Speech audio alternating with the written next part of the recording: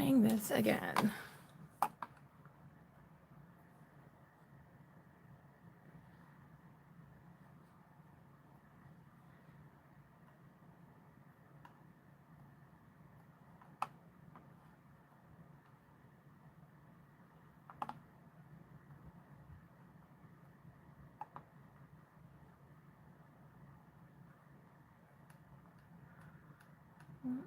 Get rid of the sound.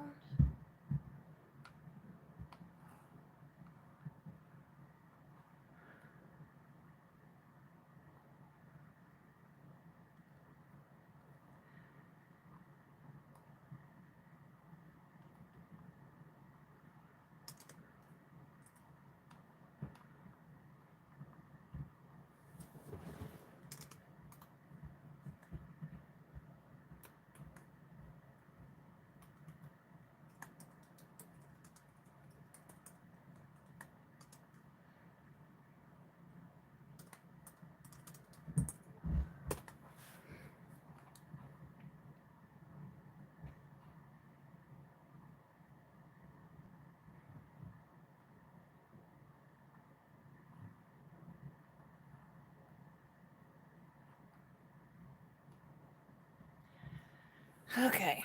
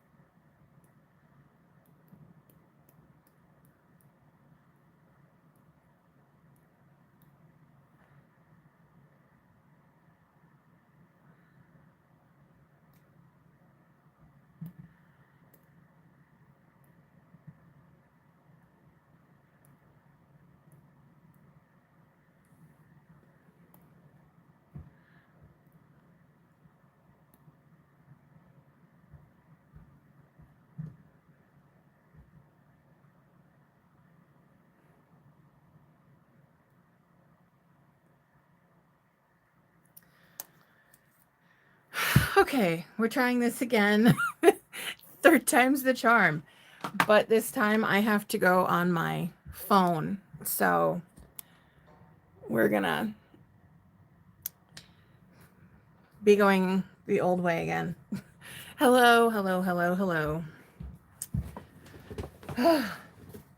I swear, I don't know what's up with me and laptops and YouTube, but they just don't seem to be very cohesive at all. So let me make sure I've got my, I need to plug in a charger cord.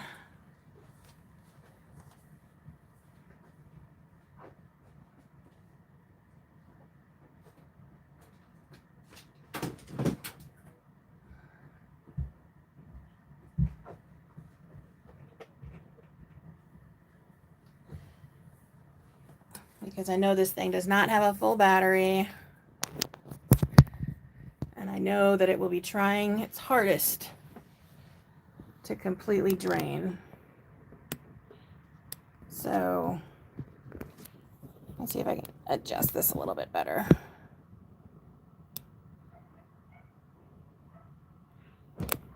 Ah.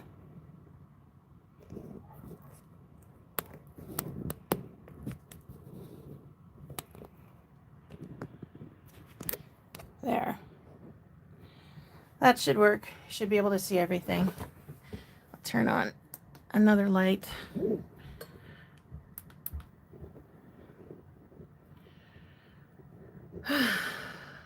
There we go.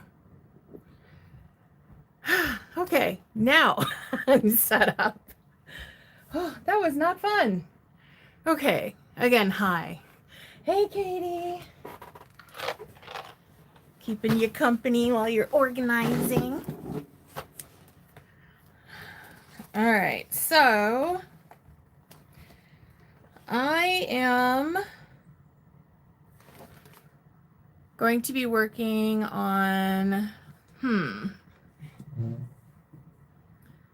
still not completely decided if I want to do the Narcissist or the Sanctuary Tote. I'm leaning more towards the Narcissist, only because that's my most popular pattern, and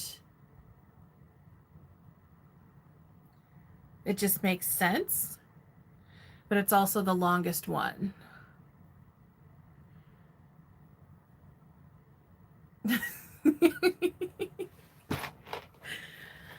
Well, I guess it could be worse. Could be worse than being forced to watch cartoons. All right, I'll do the Narcissist. So I've got it sitting right here. And I actually already have a lot of this done ahead of time because I had to prep stuff, and it just made sense to get some of this knocked out of the way. So like I've already got my bag feet on the bottom and all the stabilizers are attached.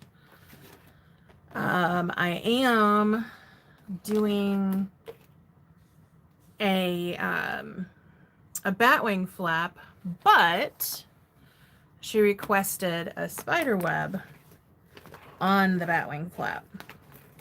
So I went ahead and I did the spider web because she wanted it in white thread. And this way I can just put on my black thread and not have to worry about changing it and forgetting to change it. So since that time-consuming bit's done, I'm just going to go ahead and do the top handle.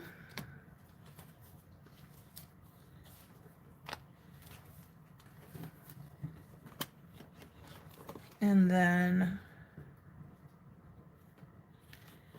move on to the rest of it.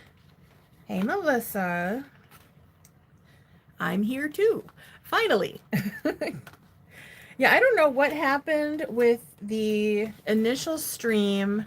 My camera was connected. I was not getting any errors. Everything seemed to be working fine. And then I hit the live button and it took a sec, so I had to refresh. And then I hit the live button again and it said you're live, and I could see myself on my screen and everything was good. But then because I keep my my live stream up on my tablet so I can see comments in real time, all I saw was a black screen. That was it, just a black screen. It was showing absolutely nothing, and I could not figure out for the life of me why it was showing a black screen. And it wouldn't let me switch to a USB port while live, so I couldn't switch it from saying webcam to USB camera.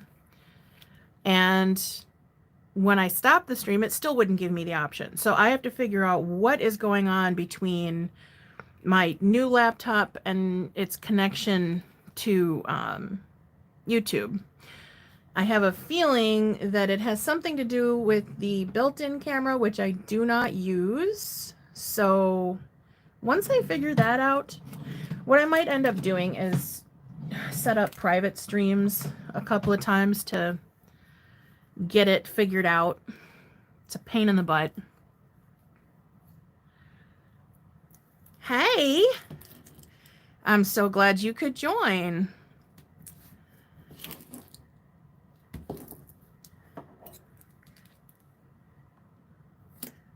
I've only had a couple of people who were able to watch their bags being made live, except they watched them after the fact. So you're the first one to actually catch it live. And I just started because technical issues. So that was fun.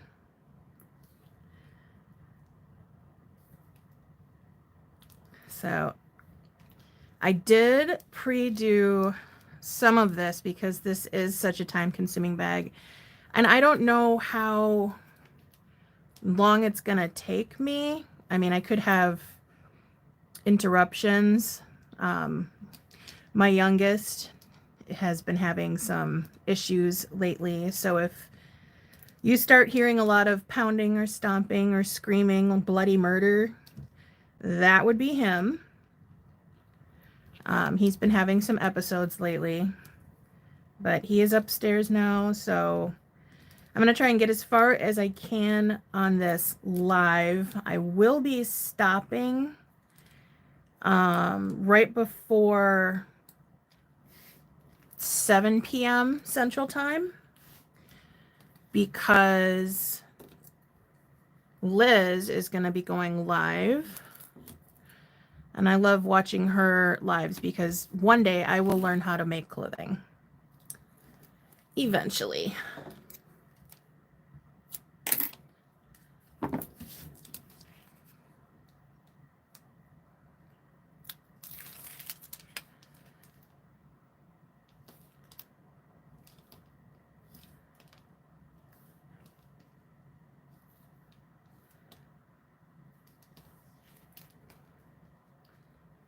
Suppose I could have taped up all of the handles and things ahead of time too, but it has been chaotic here and I just wanted to get the tougher stuff done. So the most time consuming part was figuring out the flap.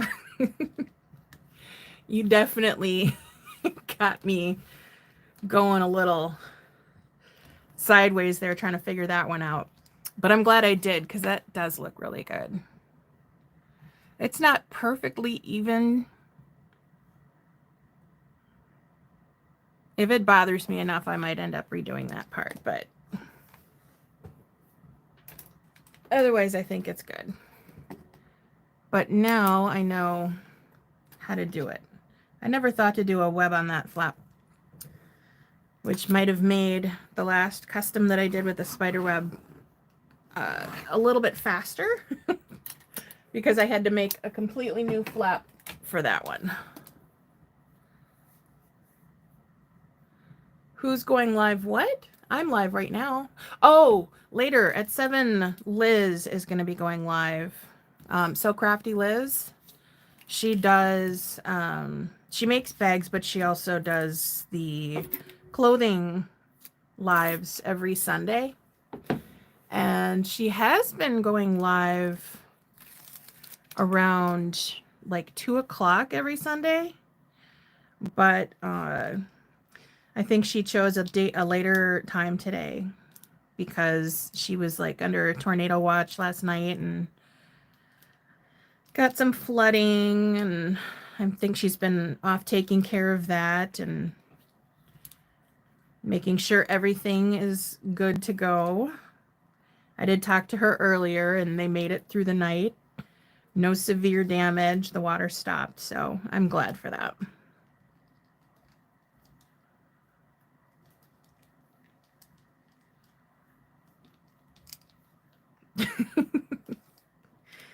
Did you like look up how to reupholster a chair, or are you just making some kind of a slip cover to go over it?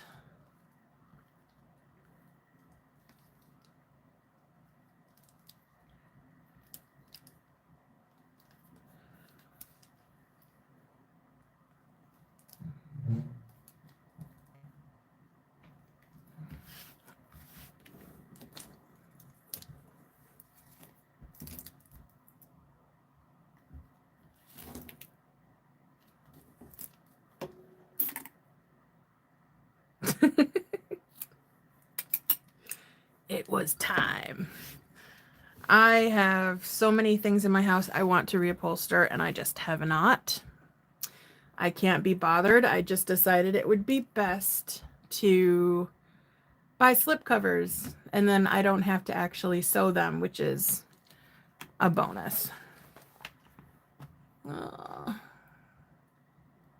One sec here.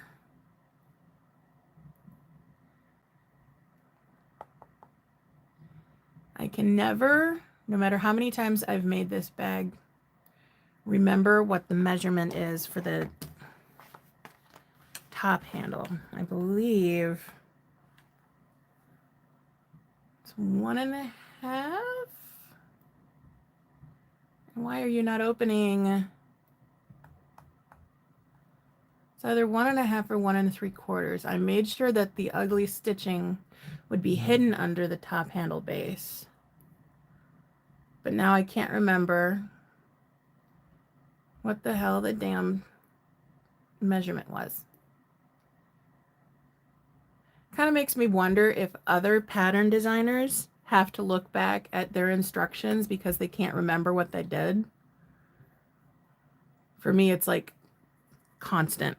Even though every bag is different, I still can never remember all of the measurements.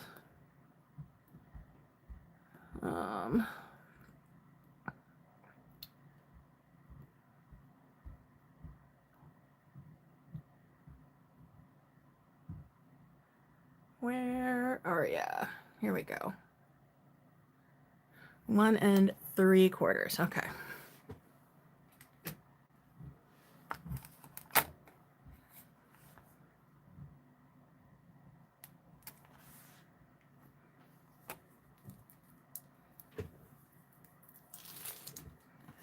Kava, what are you doing? You little psycho tornado. That was not an invitation to play. No, it was not.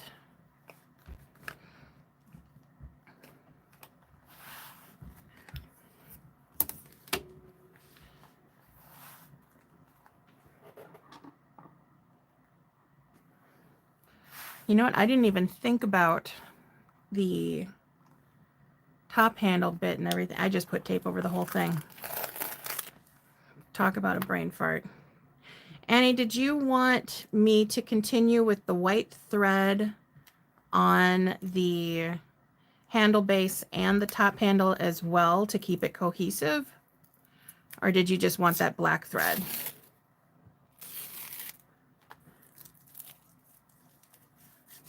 Hello, Tracy.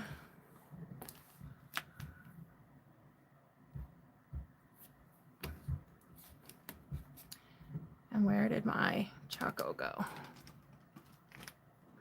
No, I'll use my silver. Where's my silver? There it is.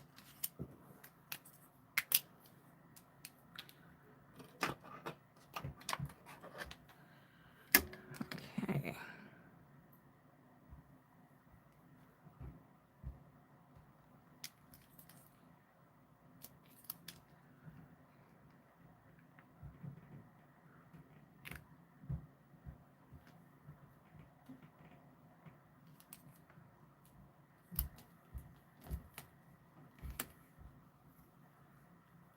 Okay, no problem.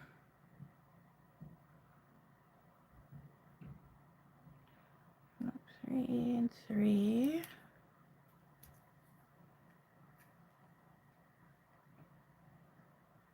Two and 5. Now we'll do this again with tape in the right spots.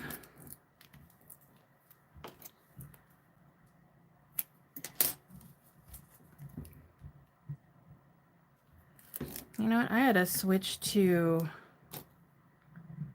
that other tape that I bought to see how well it works. I bought some tearable tape. Like you can tear it instead of cutting it. I can't remember which shop it was from, but it was Lauren sells it. And so I popped it in one of my last orders. Ugh. So maybe I'll try that. See how well that works for me. Because having to hunt down my scissors every time is kind of annoying.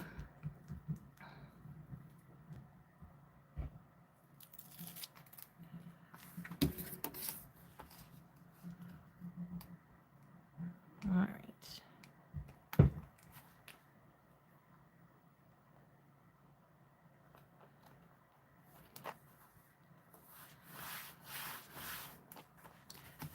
All right, so what I'm going to do is I will go ahead and catch up here.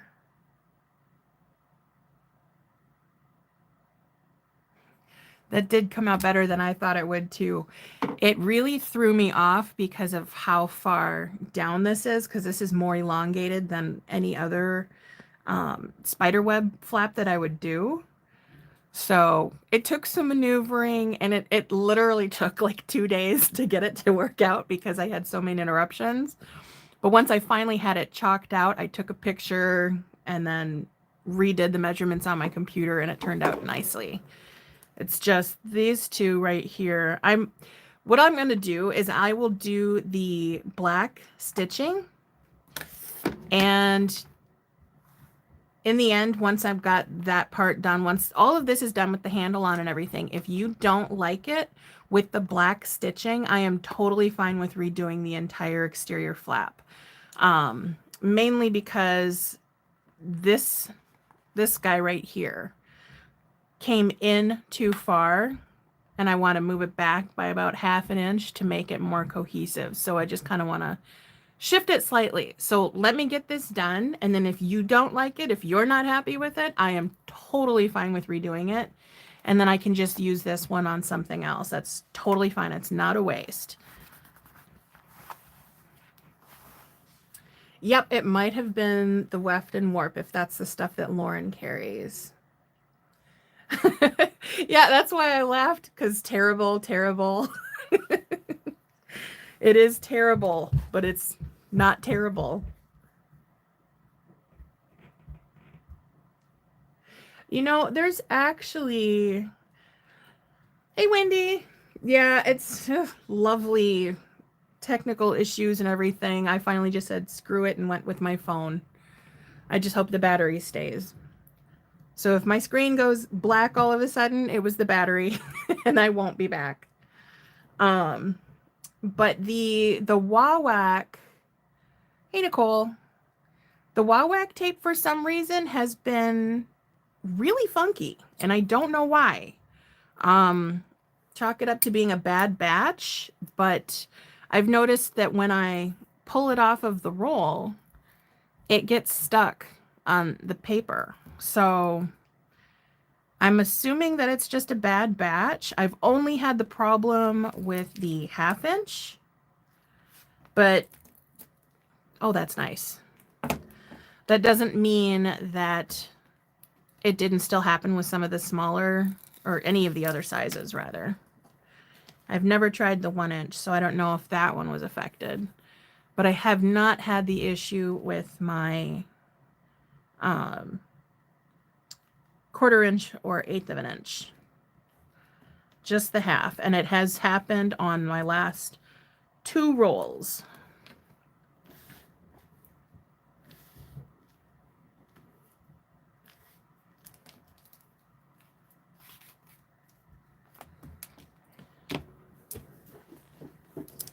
Oh, great.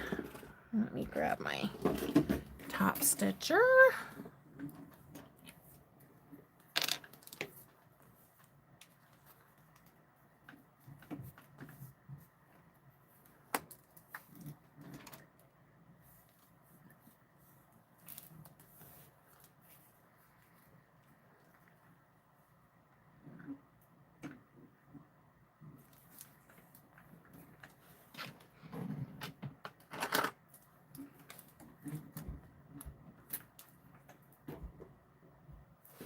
Might help if I actually turned on my machine.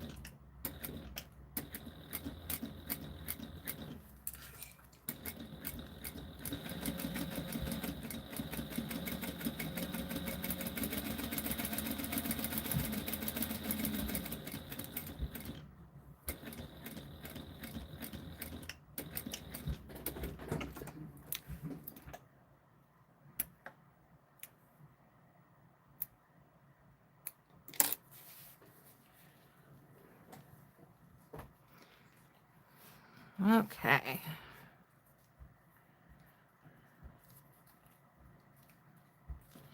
God, I love how this stuff feels. This is definitely my favorite vinyl ever.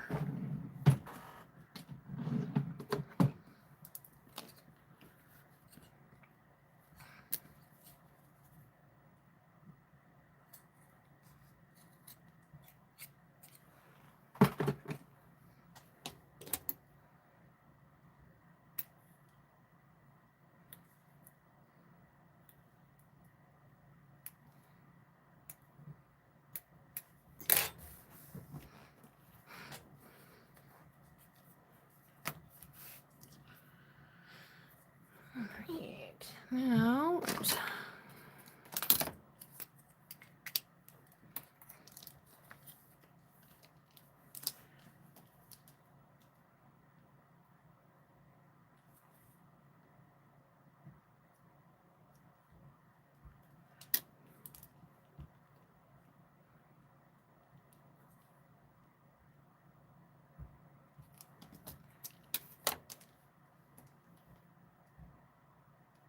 Right, 5/8. Oops. 5/8. 1 1/4.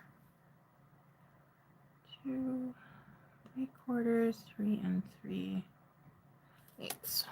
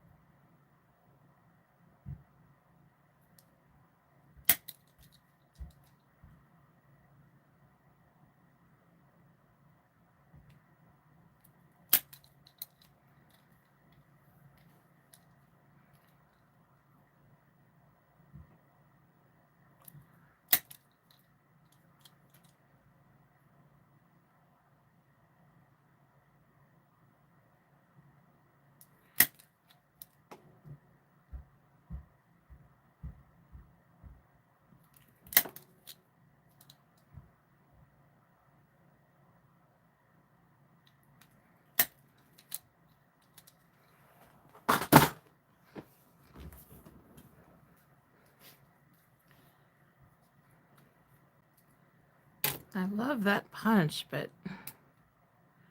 it's not very good at getting rid of the pieces on the back. I think I mostly like it because when you get enough of the little fabric pieces in there, it projectile shoots everything out.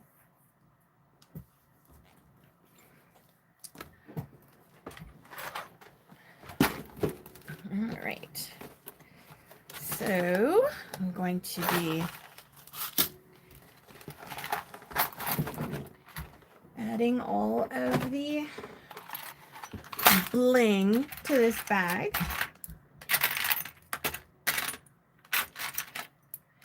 And we are going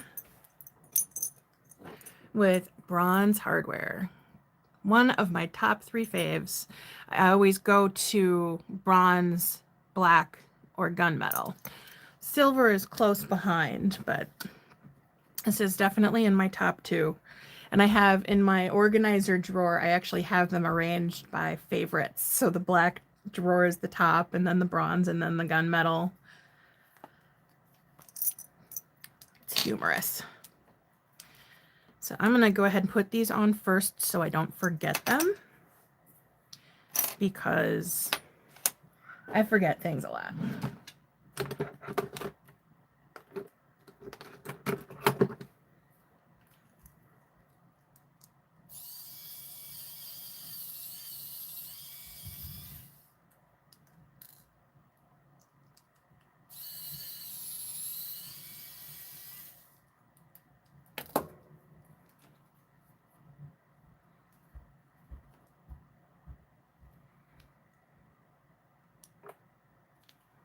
to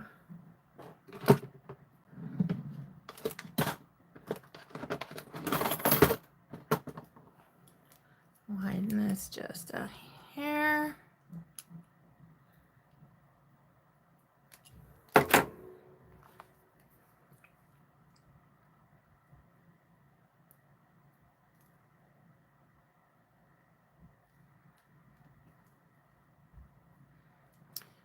Let me squeeze this.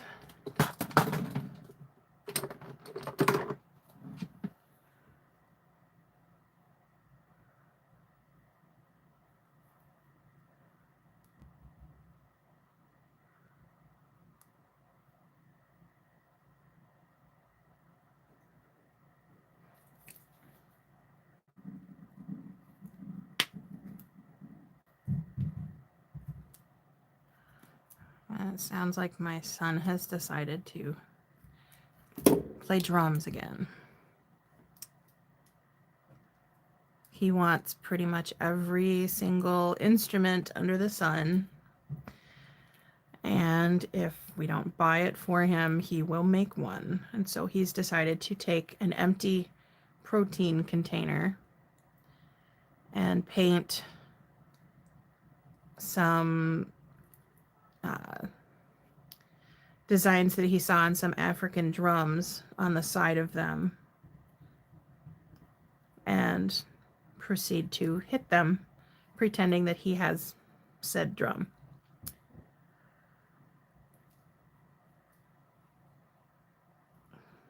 Yeah, this is, normally I don't have this many issues putting the end caps on, but I only have the thin end caps in bronze.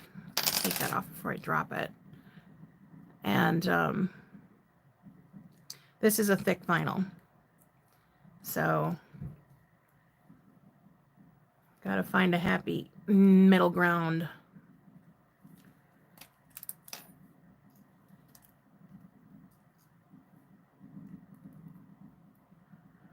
But it's fine because I like to have a, let me tighten it a bit first. I like to have the hardware nice and snug instead of loose.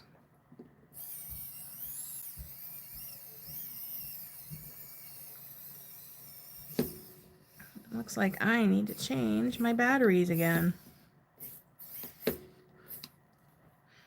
Problem with being a hardware-aholic is that a good chunk of my hardware requires screws, and I use up my screwdriver battery so fast.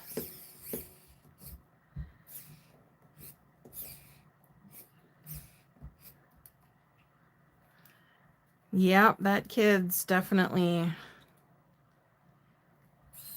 very creative, to the point of annoyance. I love his creative mind, but oh my God, he's obnoxious. Like when he wants to make something like a robot or something that's not loud, I'm all about it. I'm totally encouraging him to do it. But then when he gets like an instrument in his mind, it's like, oh God, here we go. Another week of banging or high-pitched something or whatever it is. And then he gets bored with it and finds another fascination. And I'm like, okay, cool. Now I get a break until the next one. He's been asking for drums since right before Christmas.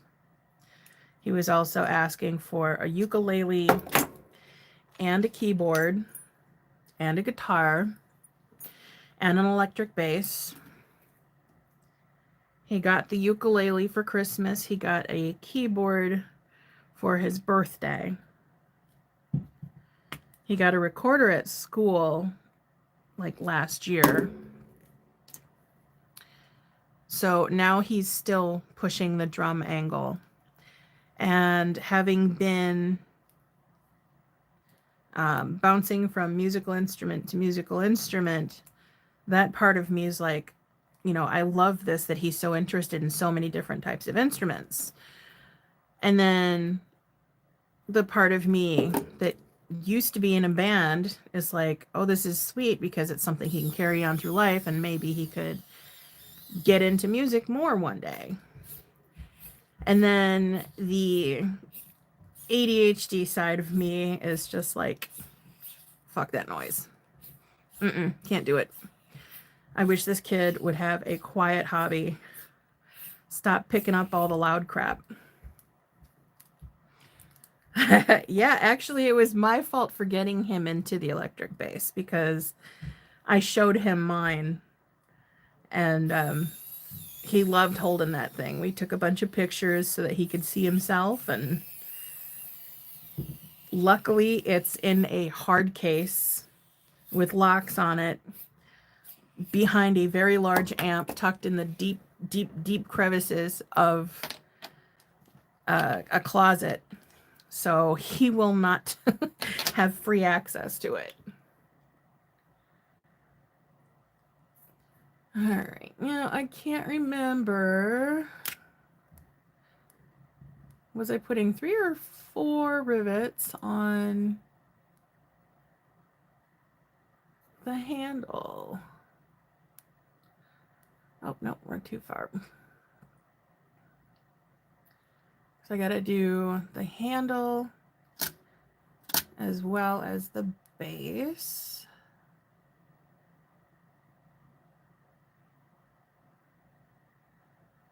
1, 2, 3, 4. Okay.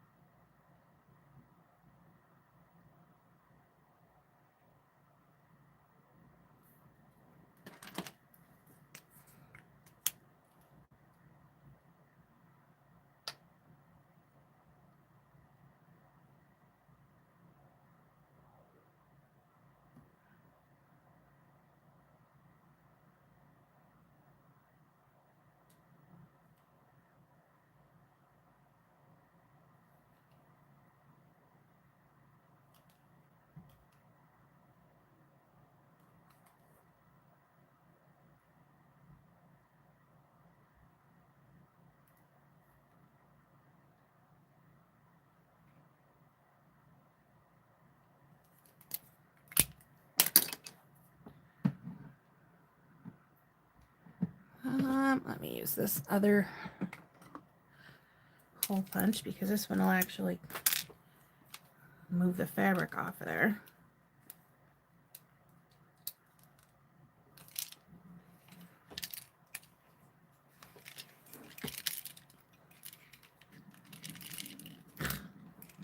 And it just got this cap thing stuck in here.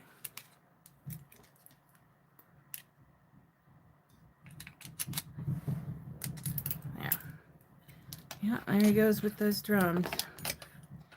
Definitely sounds like fireworks or something going off.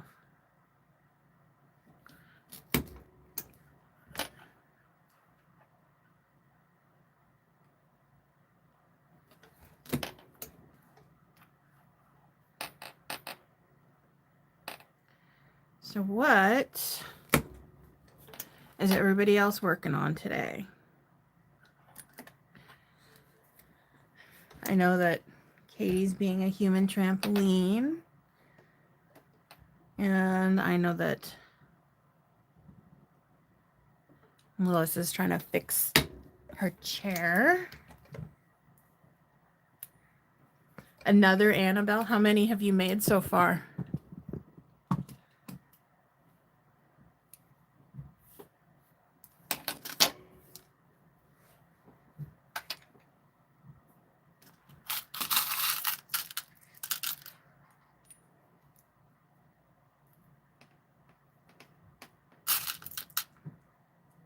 Well, I may need to switch these ones for the medium.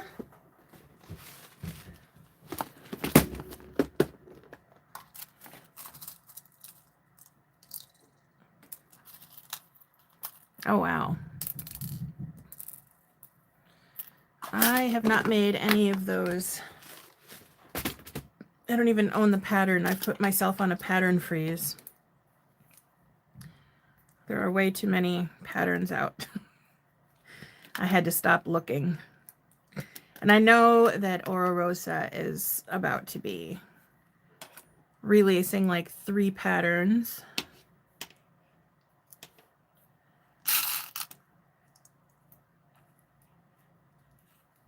So much out there. Oh, and I think I need longer rivets for these.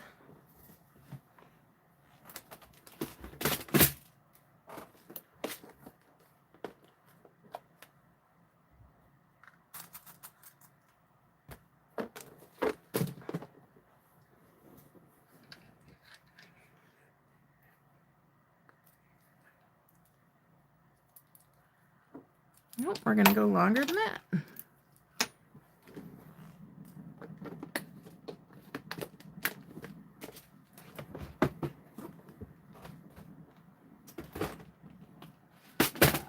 Let's see here.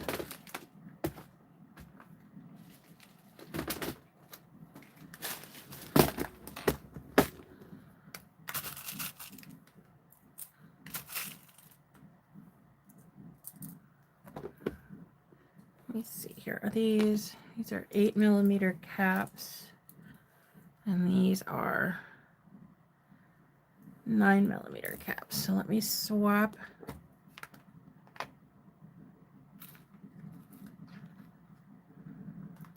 Wait a minute. Why do I have 2? I think I put the wrong label on those. Or no, maybe they're just the same with different caps.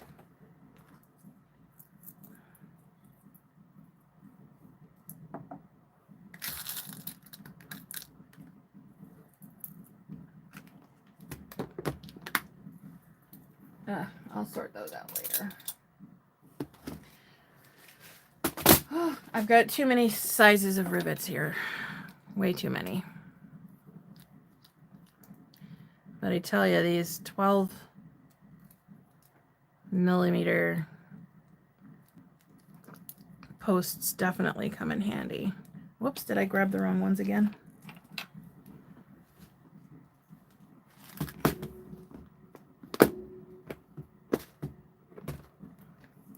Well, that's good.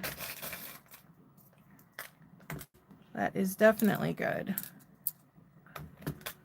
Oh, I grabbed the wrong posts. Yeah, I think it's important to be able to click well with the pattern that you're going to be making. So I know I personally have a hard time reading patterns by other designers. There's very few that I can just follow the written patterns without watching a video.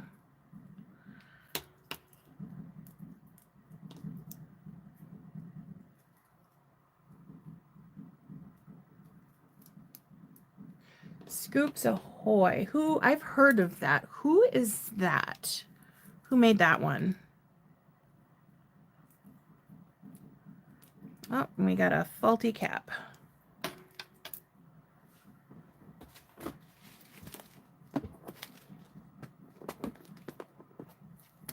Hello, Kathy. Welcome.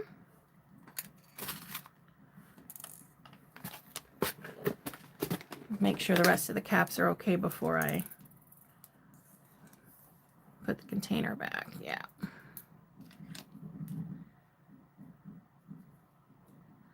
Oh, okay.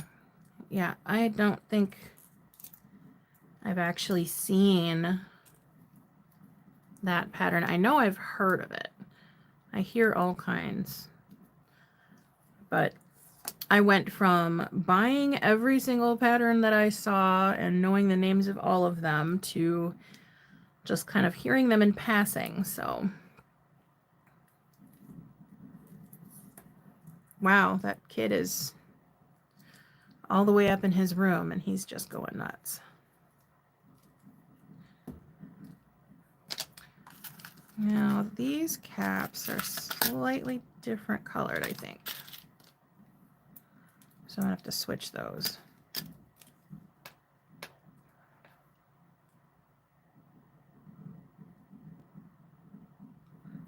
Oh, no, they match really well.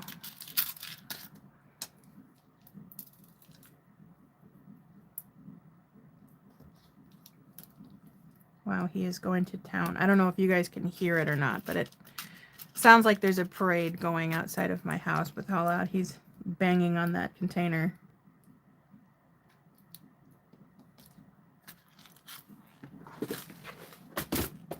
And he can get louder. Crazy.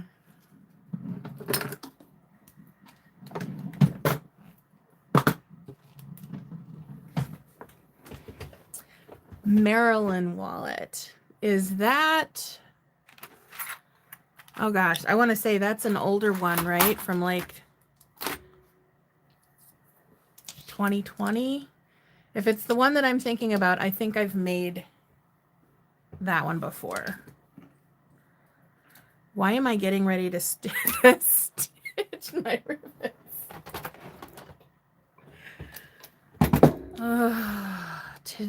Not even today. This whole week has just been throwing me way off balance.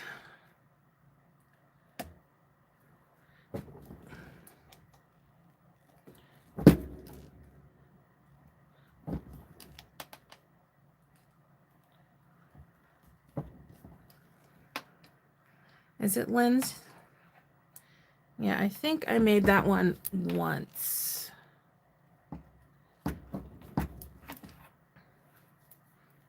Oh, okay, you can't hear him. Kathy, I am doing, whoops, I missed one. This is my pattern called the Narcissist. And it is a custom.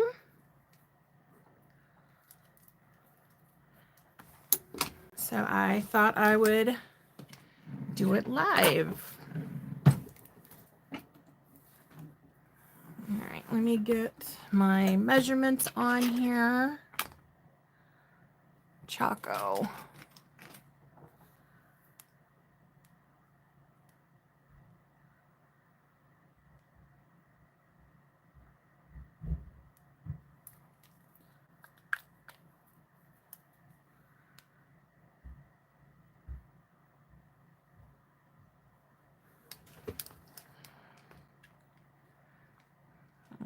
Okay.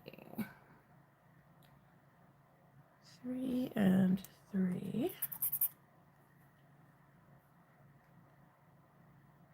2 and 5. 3 and 3.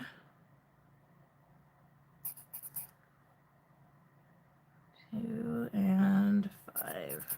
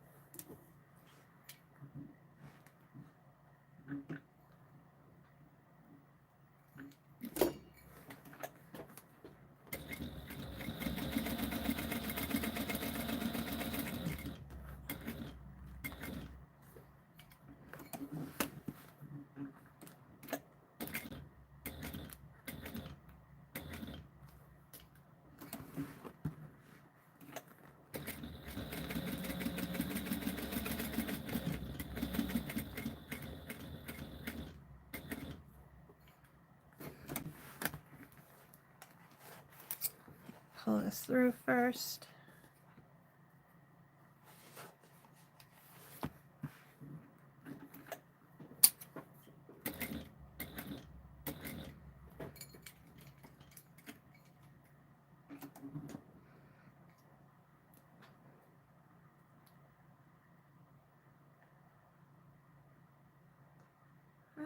cannot see.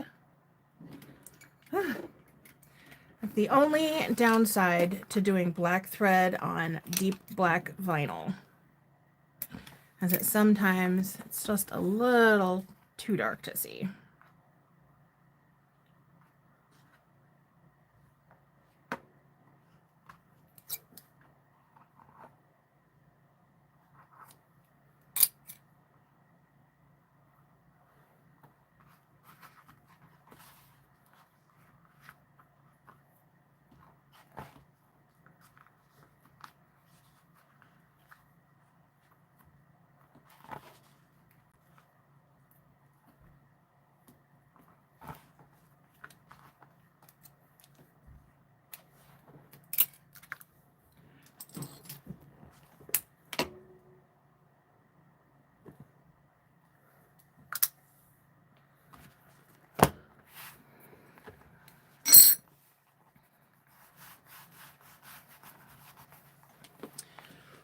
All right, Annie, there's your first bit of stitching with the black contrasting with the white. So if you want me to change it, now's the time.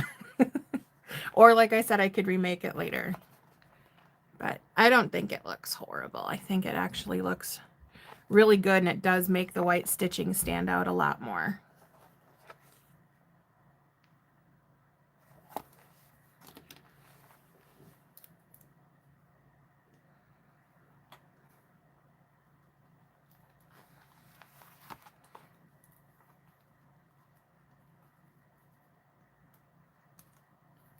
Awesome.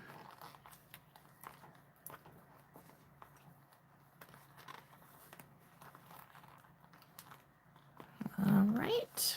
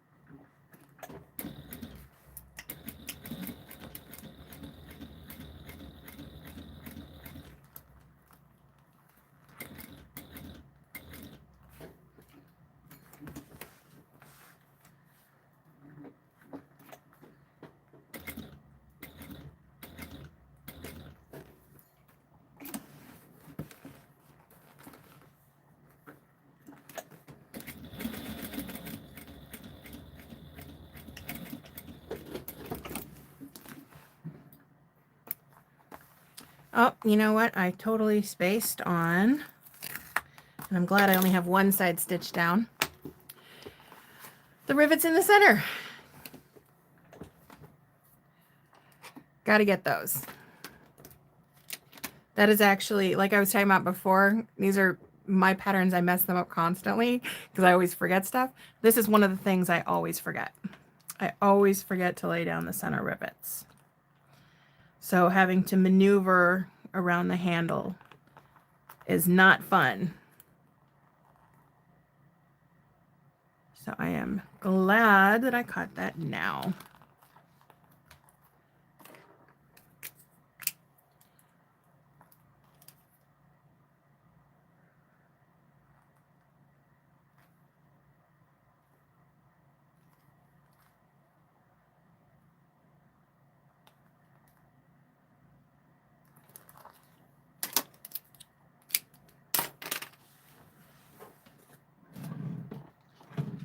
I have to use this one.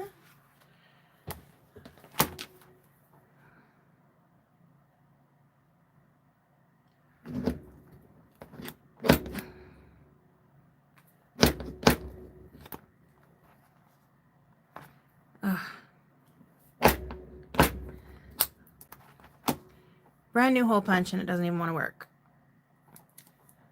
Gotta love it. Well, let's see here.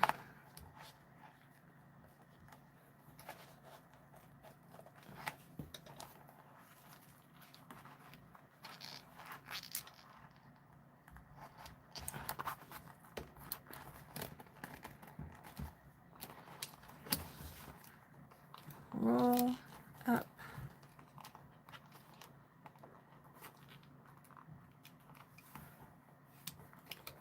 Roll up and stay up.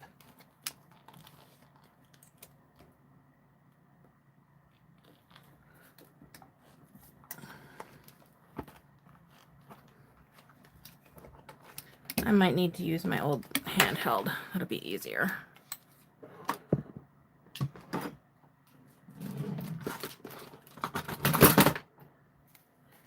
Got a bazillion hole punches.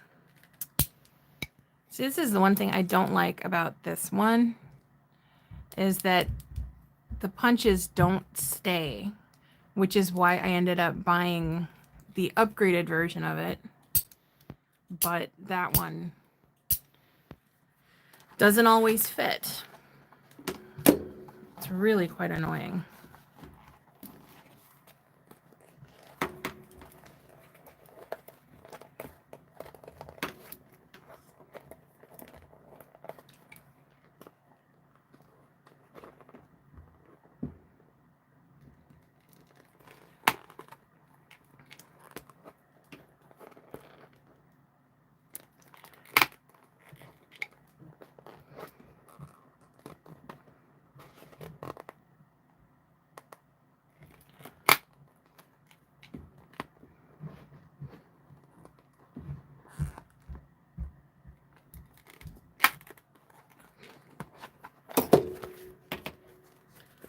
There we go.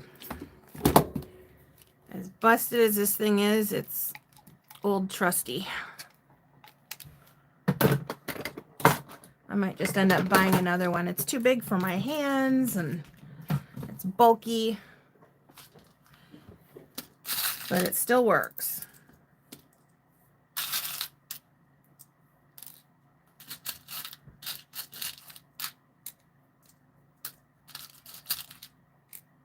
Oops.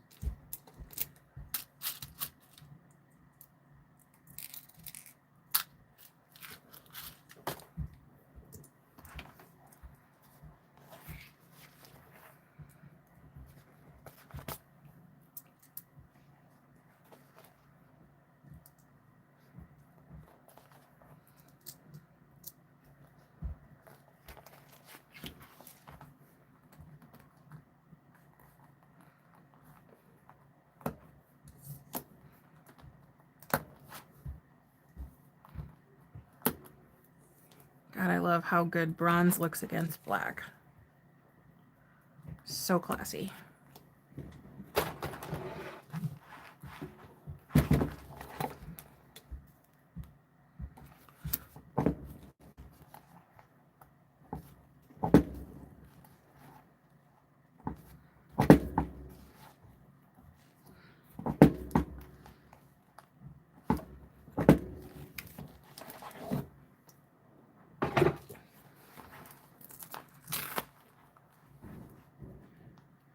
Yay!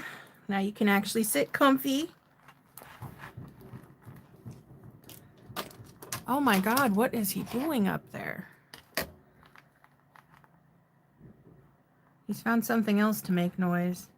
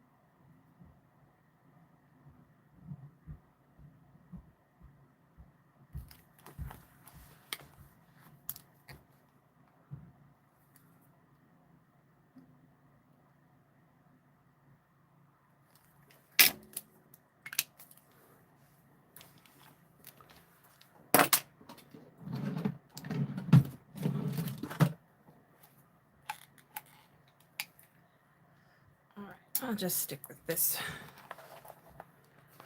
punch just because. What I need to do is find a really good die for one of the presses.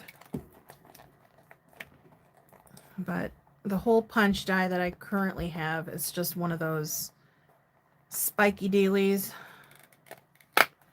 So it just punctures. It doesn't actually punch a hole, which I find to be obnoxious.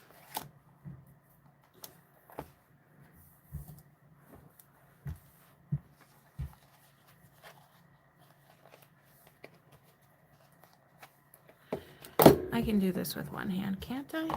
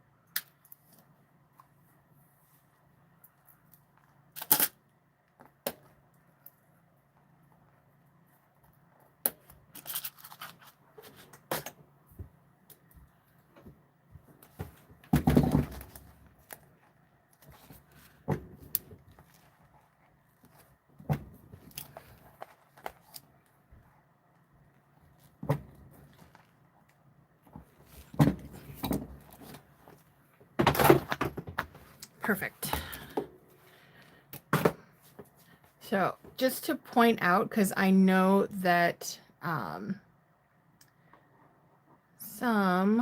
where would it go?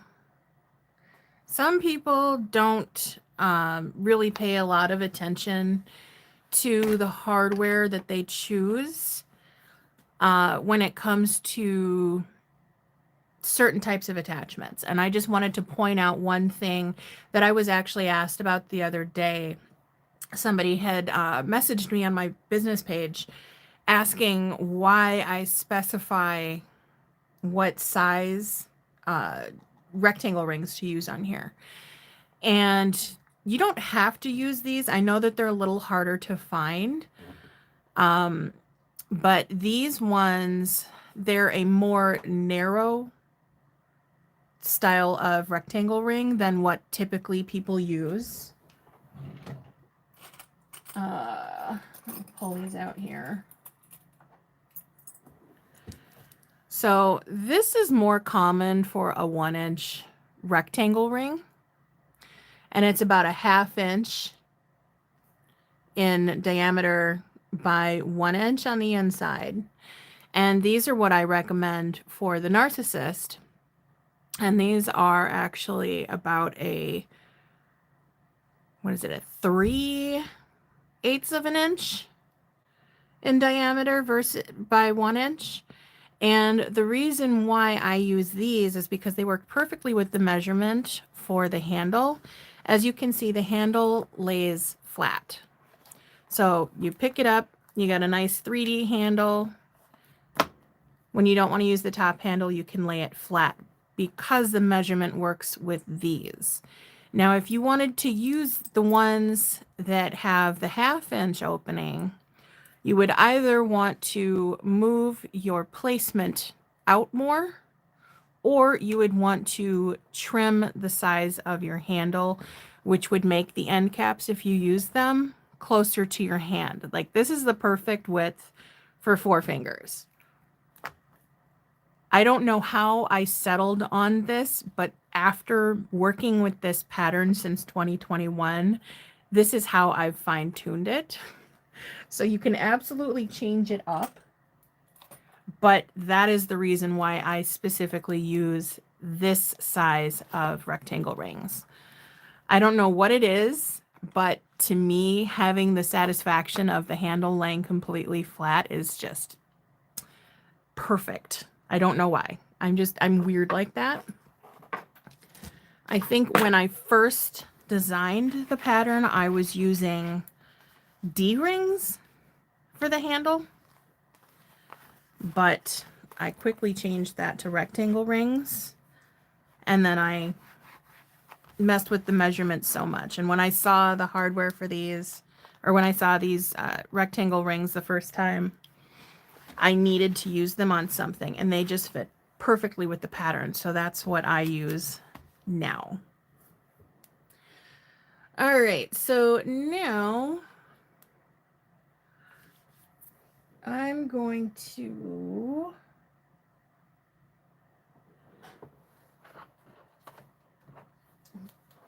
if I can reach the bin, do the lining.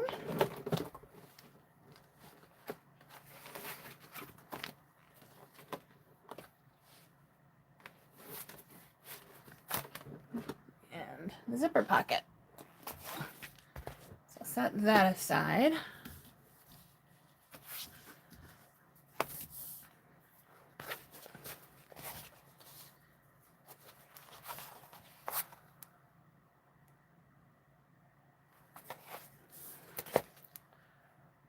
And let's see here. I think I was going to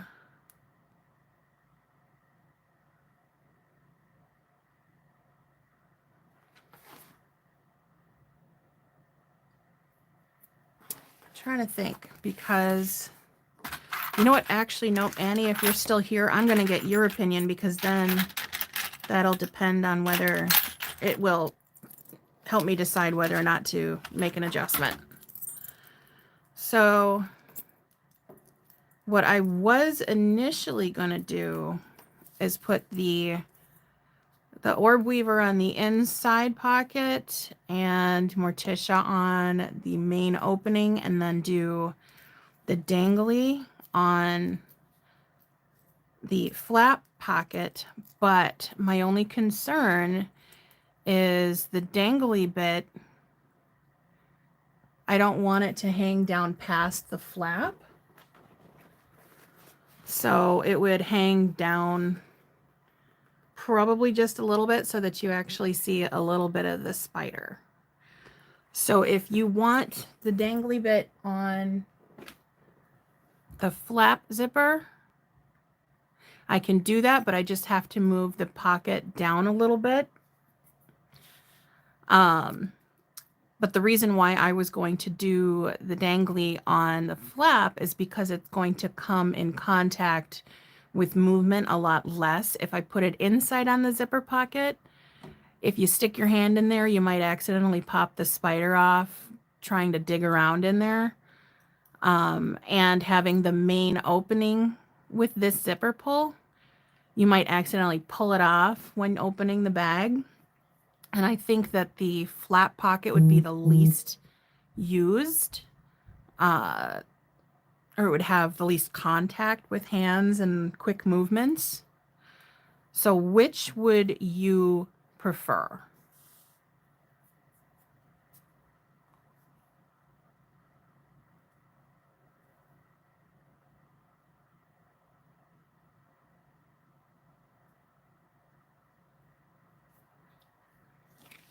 I'm going to go ahead and do the markings on the pocket.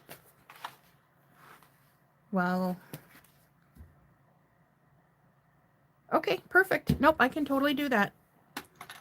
It would only be like an adjustment of like maybe 1/2 inch or so. You're not going to lose any pocket size. It's just going to be a slight shift.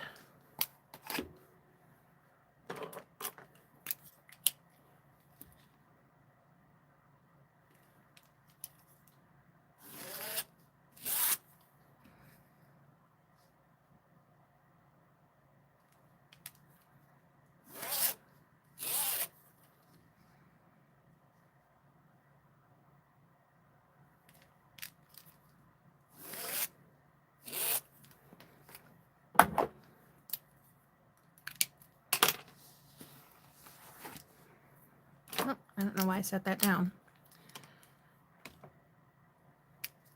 Not a problem. It's actually quite handy having you here.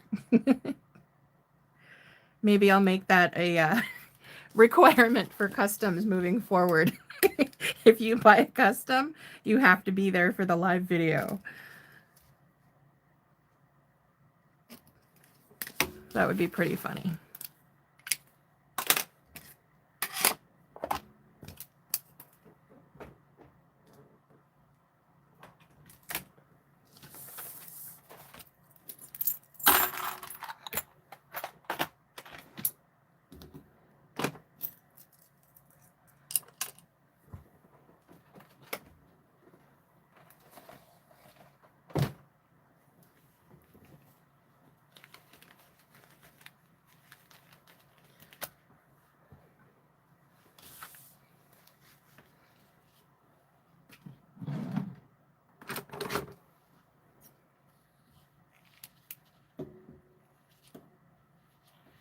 Oh, I need to sharpen these scissors.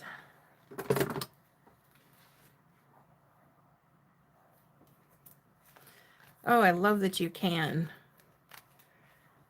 That's definitely a perk to having a custom done.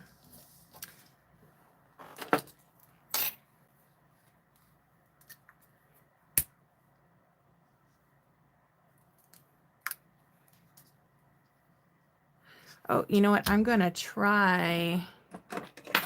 I've been trying some different doodads to just try different things. And I bought this. I accidentally somehow bought two. This is one of those zipper jig tools. I know that Lauren had a custom one, and I never bought one because I've never really had problems putting zippers on manually. But I believe hers was like rainbow, and it was shaped differently than this. The other one, I'm actually going to return it because I don't need to, is not modified. I modified this one right away. I took the bar that comes on here and I raised it up as high as it would go, and I bent it forward. And then it comes with 3 of these interchangeable zipper holders for different sizes. And I put on the number 5, but then I also bent it so that it would be more upright, because the way it initially came with all the pieces straightened, it basically points straight towards you. And so if you go and try and put a zipper pull on there, it would fall right off. And I don't see how that was a very usable tool. So after modifying it, I was able to use it once, and it seemed to work. I don't think I could get used to it. I do think it's a handy tool for a lot of people. You can't even see what I'm doing here. So I think it's a handy tool for some people. For me, I think it's more confusing than anything. And it's definitely interesting having to put your zipper on. Let me see if I can do it this way. Like upside down. Okay, I can flip it. See, I don't get this. Doing this both sides at once is what throws me off like that. So, I mean, it works. That's just really, really an odd tool for me.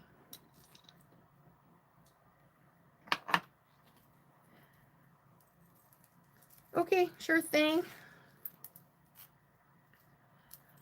So yeah, it works. I'm just used to doing everything the hard way.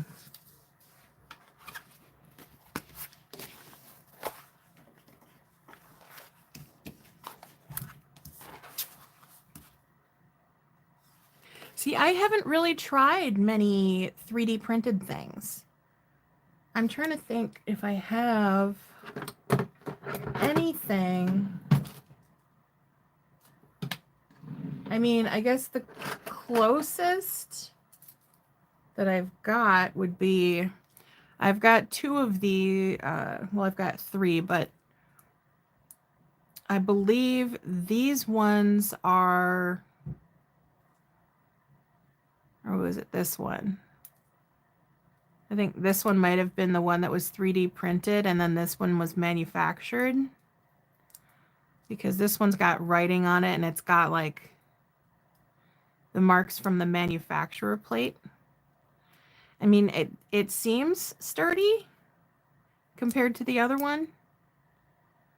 But I just haven't really, looked into a lot of 3D printed stuff. I've got this that goes with my rivet remover that's 3D printed, and it seems to be pretty decent. And I have inserts for the, what is it? The classic zip around wallet, which I still have not made to this day. I need to make that. But we'll see. All right, so this goes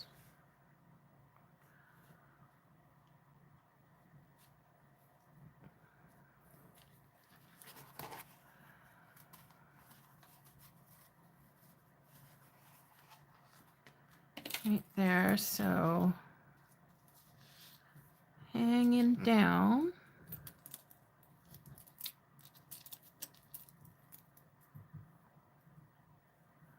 Got about 1/2 inch, so let me slide that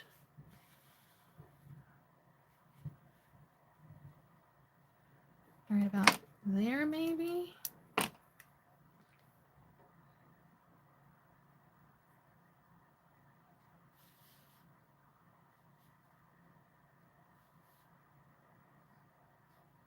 Yeah, right there ought to work.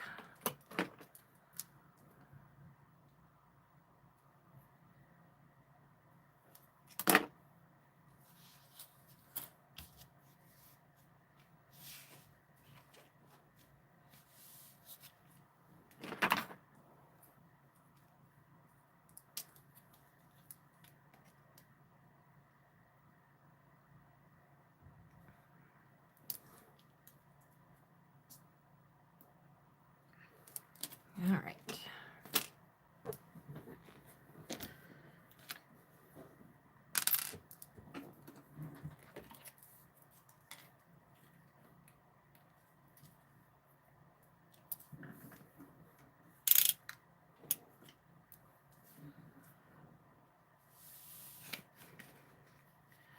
You know, another one that I've seen that's 3D printed is the zipper jig, which is a tool that I use constantly. I got it right here.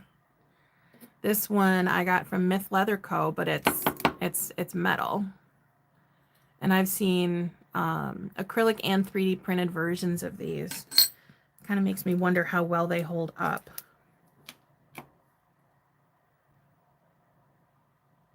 All right, so we're gonna go 6.5.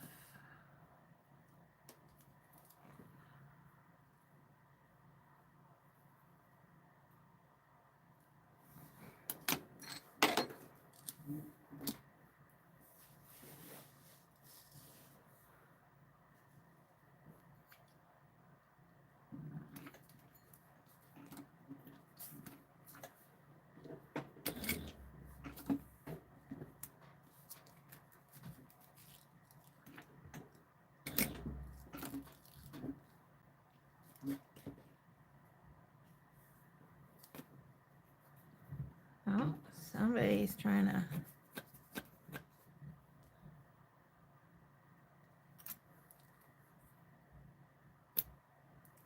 Nope, we're not doing that.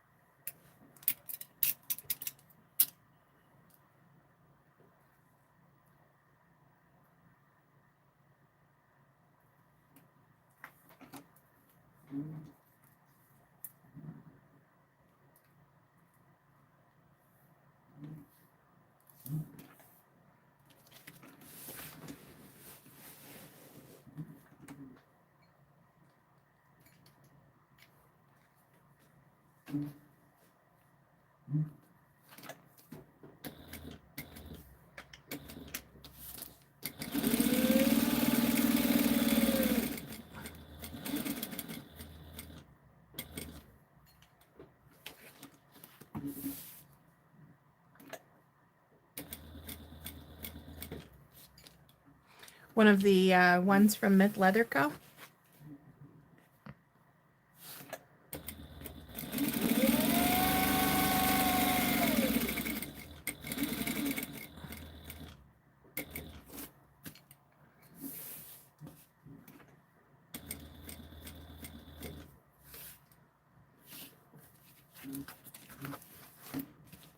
You get a chance to use it much?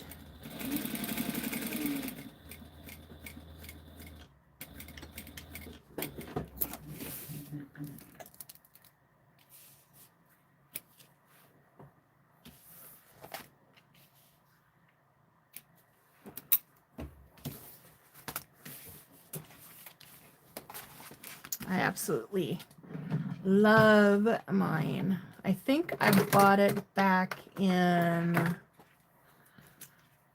may have been 2022. And I found out about them through Lauren. And I don't think she uses hers very much. I know she did once recently. But she was the first person that I saw that had them. And I can't really say that I've ever had really a lot of issues installing zippers, but keeping them lined up properly was problematic for me. So getting that tool, even at the price it was, and I think he probably charges like $10 more now than he used to when I bought mine, but I think it's totally worth it. I really do, because I have not installed a single zipper without one since then.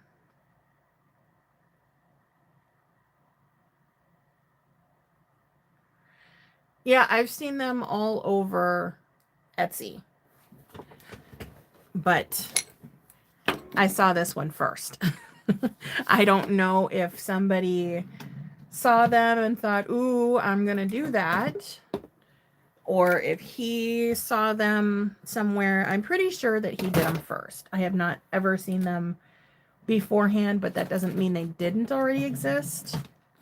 But these are just so well constructed, and the fact that if I drop it on the floor and step on it, it's not going to break. If I roll my chair over it, it's not going to break. I might need to buy a new wheel, but I definitely trust these more than I would trust any made out of plastic.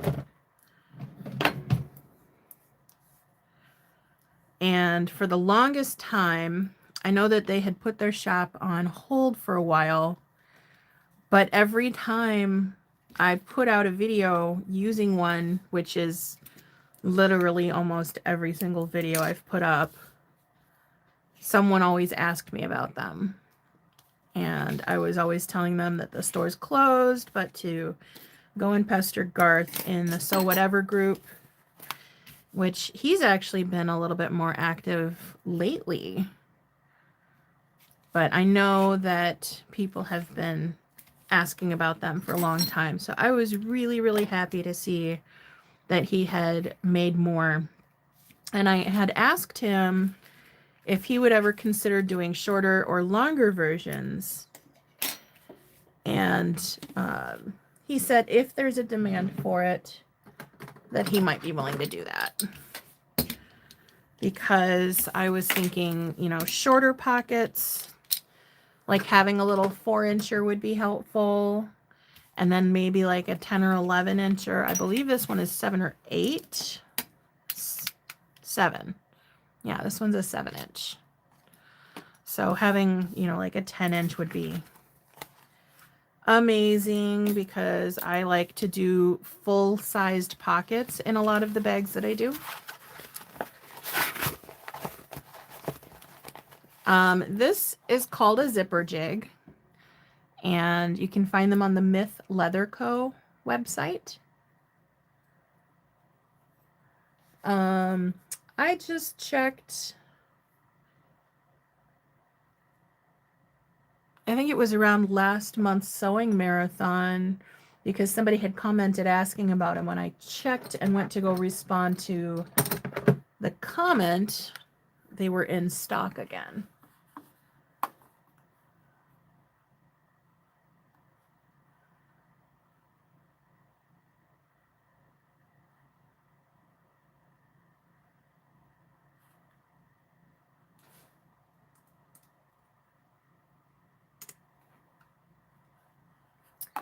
And it looks like they are currently in stock. $45. Let me...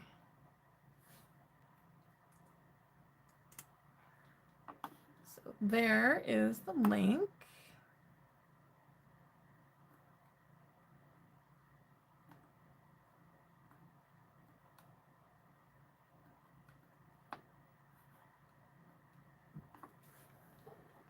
If anybody is interested. But yeah, I do not work well without my zipper jig. It's kind of funny because these things are called zipper jigs too. I don't know which one came first. It's sort of a chicken and egg kind of a situation. But when I first heard the term zipper jig, it was the Myth Leather Co. one. So I'm just going to call it that. I believe I did a video a couple of years ago on it. And I believe in the video title, I referenced it as the zipper jig bar. So you can differentiate between the two.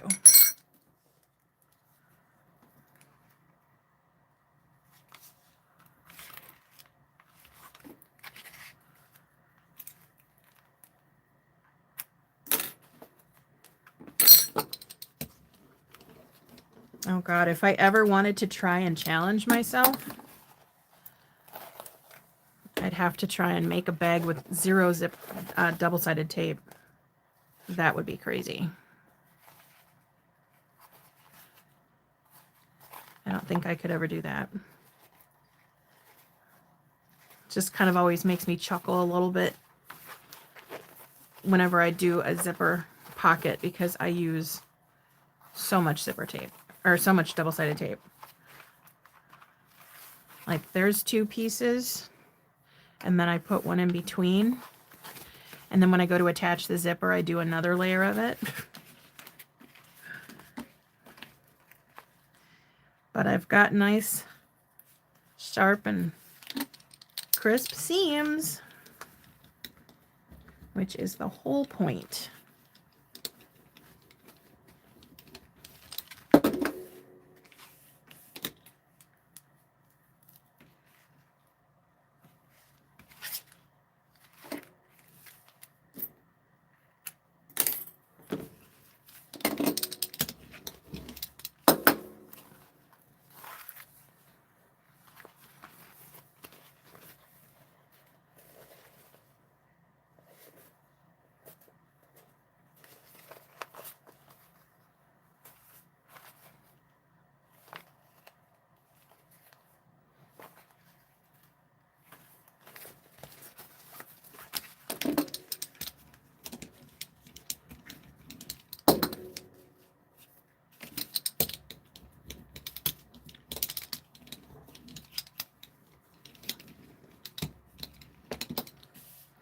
nice sharp seams.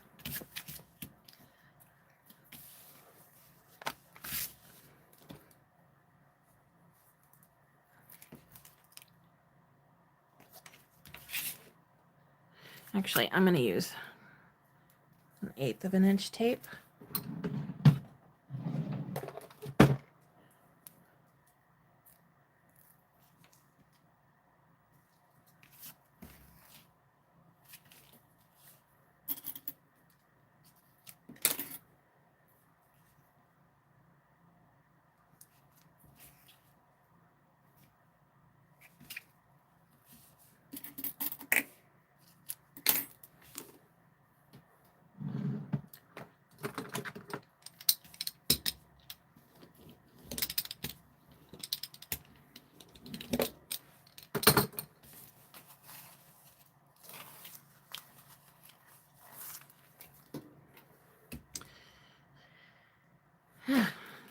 I was going to say, where the hell did I put the zipper? All right, so when working on the zipper pocket, it doesn't matter if it's the batwing flap or the rounded flap. You want to make sure that you've got the bottom of the flap, which is this side here, pointed away from you. I did once see somebody install the zipper pocket upside down so that when the pocket was lifted up, it was opened, it would be pulling everything out. And I think, did I put this down too far? Let me double check. No, okay, good. It just looks so weird because it's so far down. Definitely not used to putting it down that far. But I mean, that's just too damn cute.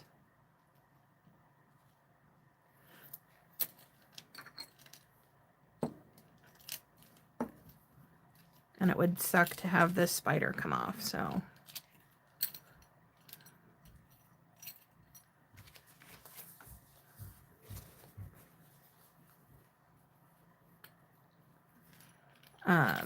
But yeah, I think it was the only time I've ever seen anybody sew a narcissist live, and she accidentally put the zipper pocket opening up here so that the pocket was this way. So when you flip the flap up to use it, you open it and everything would come spilling out. It was unfortunate. It was, she was live on TikTok when it happened. And I don't think she caught my initial comment when I said that the pocket looked like it was going in upside down. So she didn't see it until after the pocket was fully installed, unfortunately.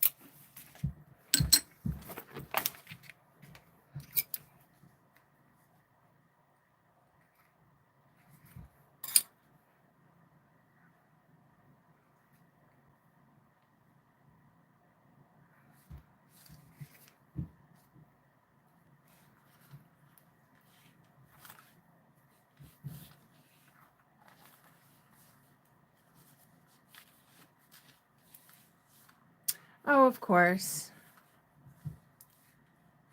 I'm pretty sure, you know, if they're all coming in bulk from China, then the one that Garth did could very well be the original. I did notice also that a lot of the ones that they have on Etsy, they're only a number 5 or a number 3. And I think I saw like a number 8 at some point. So not all of them are even double-sided. But it kind of irks me when somebody sees a design like that and then immediately steals it.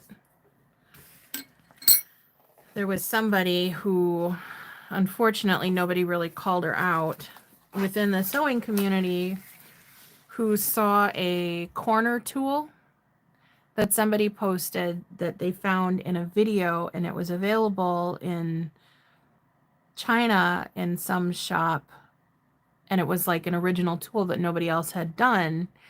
And one of the people who saw the post immediately went and replicated it within a couple of hours and then posted on that original post, "Look, I've made them. I'm going to have them available in my shop tomorrow." And I just thought that was just such poor taste to just immediately copy somebody's design. And from what I could tell, it was a new tool that was like just coming out. And so it probably wasn't available in a lot of those other shops overseas yet. But yeah, she did that. And then within like a year after, several shops had their versions of it. So unfortunately, tools get copied all the time, and they never credit the person who originally created it. I mean, the person that posted about it was like, you know, where can I get this locally? You know, is there anybody that carries this? Nobody carried it because it was a brand new tool, but it was immediately copied, and I chose not to support the creator, if you can call them a creator. They didn't design it, so they're not a designer, that copied the tool. And to this day, I still don't, and I won't.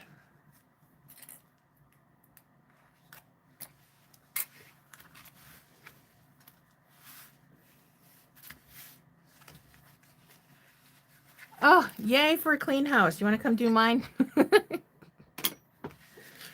That is definitely something I need to get done. But I have other things that I'd rather be doing, like sewing. I'd rather be sewing.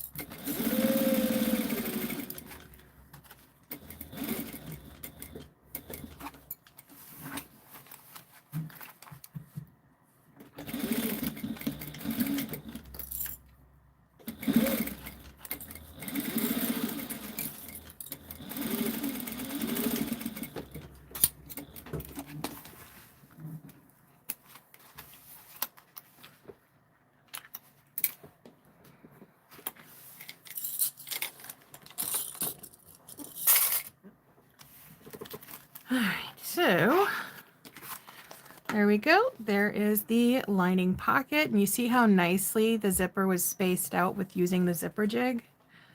That is why I refuse to install pockets without one now, because it's perfect. It's the 1/2 inch for the opening of the zipper, and typically most zippers have that 1/2 inch opening when you're doing a zipper pocket.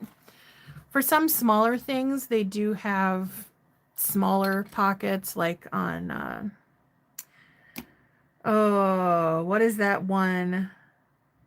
Quick Wallet. I would know, I should know. I just made one yesterday. It's got the zipper on the top, and you know what? I'll just show you because you guys will recognize it.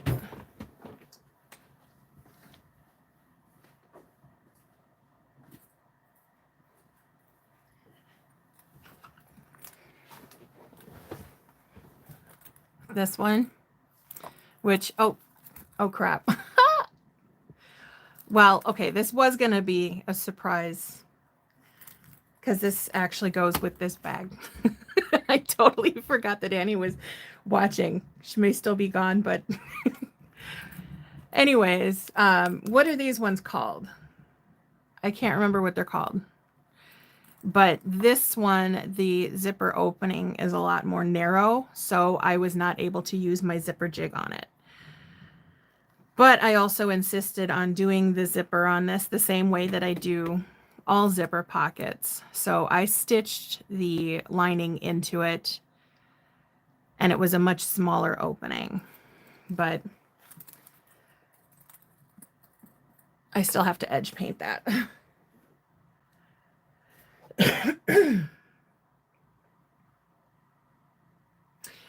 Yep. Garth's zipper jig is the only metal one I have ever seen. Nicole. Yeah, we all know who she is. Queen of drama. She does that a lot, so.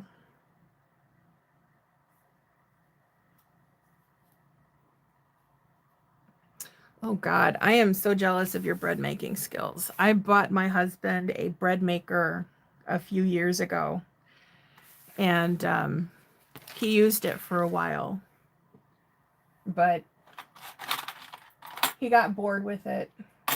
He never really got too creative with it. So, you know, he tried like 1 or 2 different recipes, and that was it. But looking at what you had in your oven the other day, I'm jealous.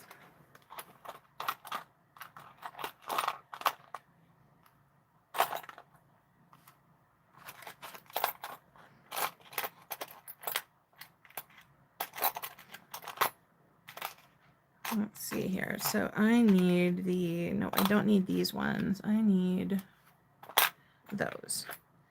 I was going to say, why do I have so many extra washers in here? I don't have extra washers. I have just the right amount. Okay, so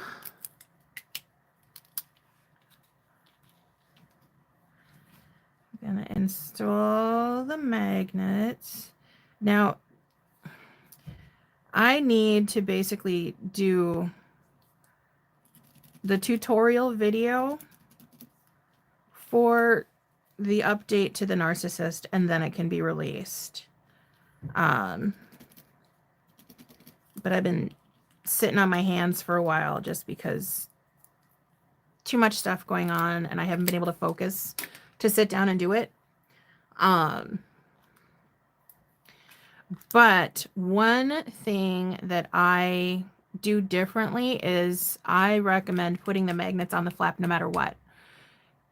This is going to have one of these really cool Fireweed Stitches turn locks on it in the center, but the magnets will also help give a little extra hold.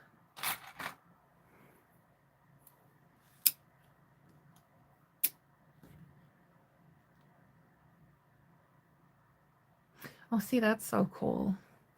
I used to love baking, and then I got lazy. I haven't really baked a lot lately. I think the last, oh God, for my daughter's birthday, I want to say 2 or 3, no, we've been in this house for 5 years. So for her birthday, either 4 or 5 birthdays ago, was the last time I baked a cake. And I used to do that all the time. I haven't really been baking much lately.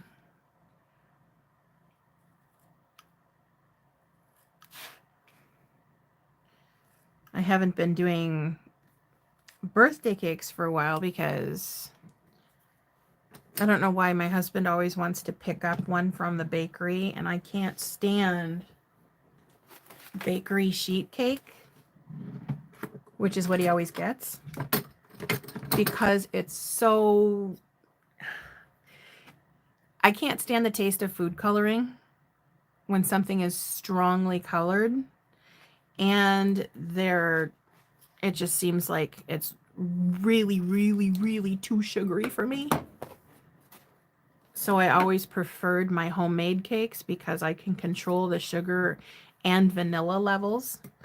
I love vanilla. I always put in probably 4 times as much vanilla as the recipe calls for. And if a recipe doesn't call for vanilla, I still put it in anyway.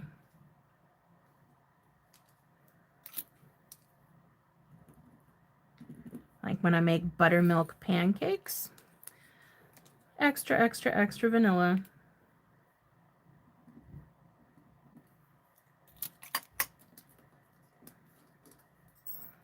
I also really like almond extract, at least the smell of it. I might put a hint of that in stuff sometimes.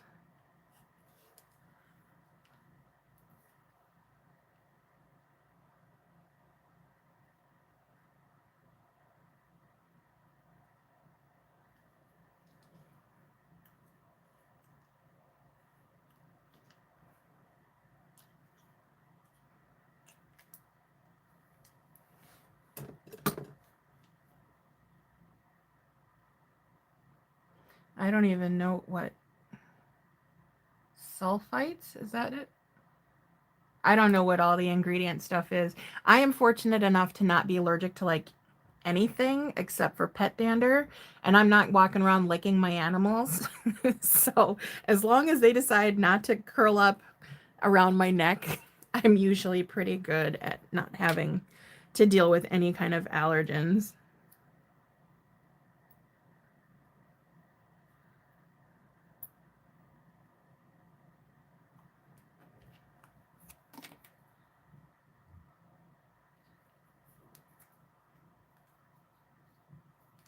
Yeah, food coloring is no bueno.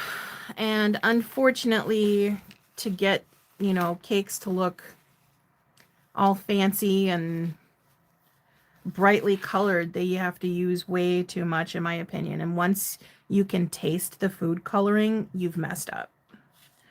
Whenever I would use food coloring, it would be very subtle, or it would be one of those colors that does not bleed in a ton of flavor. Like, I usually try to avoid reds and yellows because those are the ones that I seem to be able to notice the most. And those are the ones that you really have to like get in there like a ton. Where are my pliers? There. How do you make your own vanilla? Do you just put the sticks like in something and soak them for a while? Hey, Beth.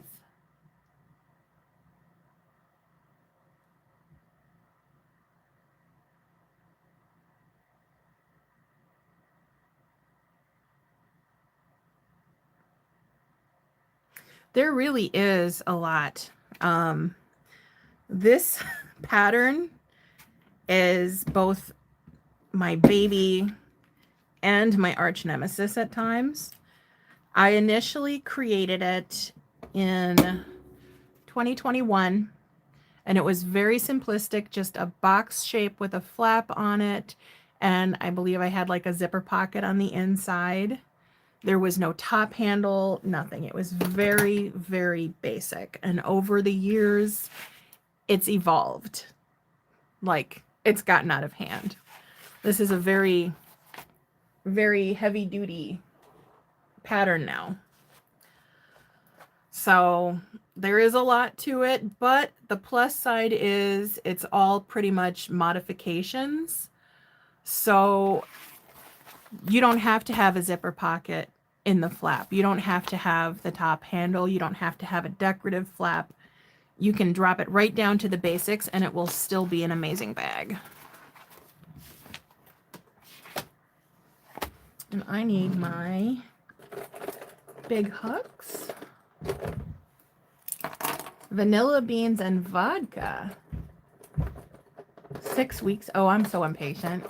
I might have to try that one day though. Do you have to like put it in any kind of specific conditions? Like, does it have to be near sunlight or out of direct sunlight, dark area? I'm assuming it has to be completely sealed.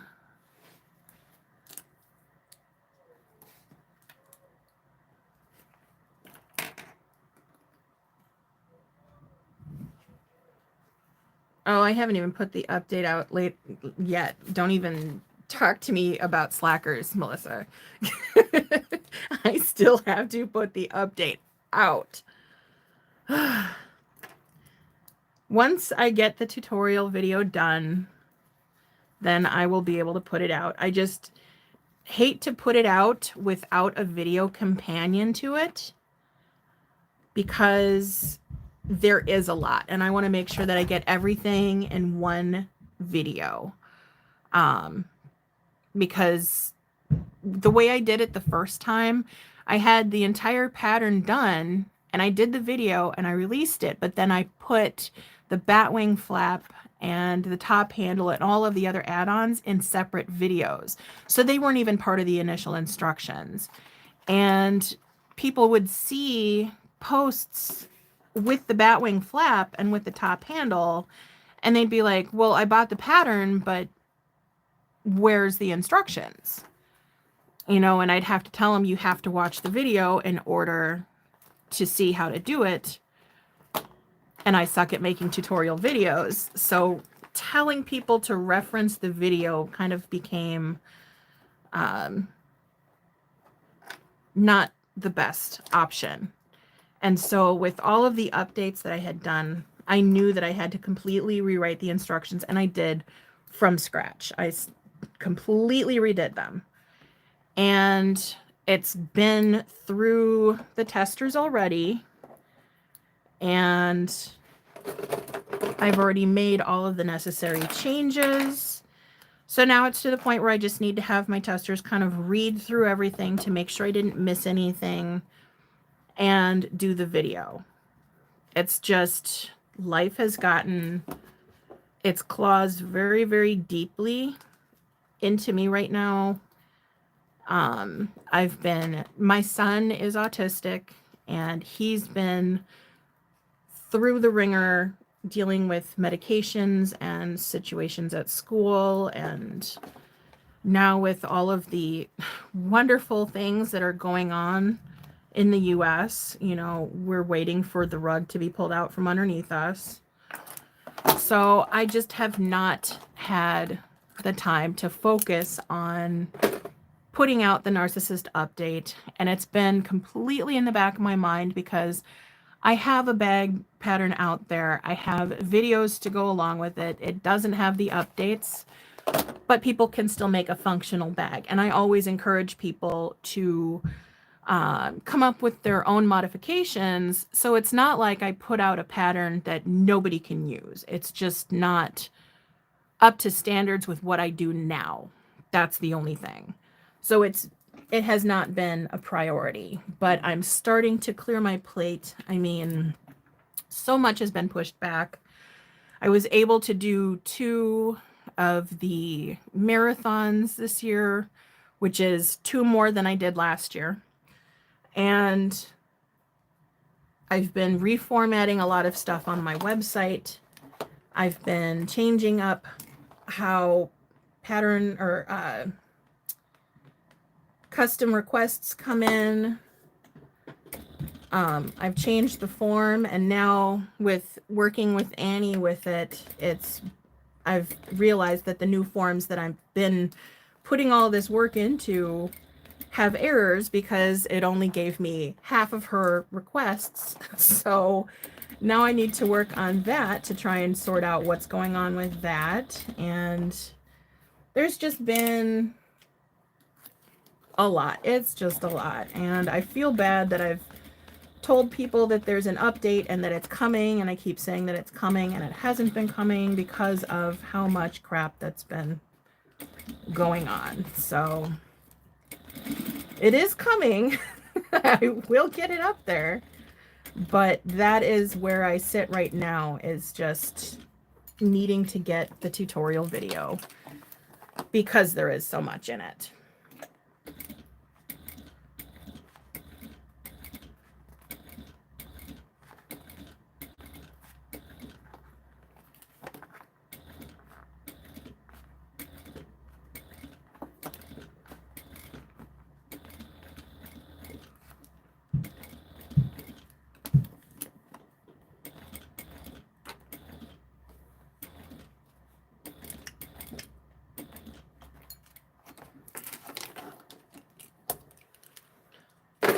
And I'm going to turn on my fan.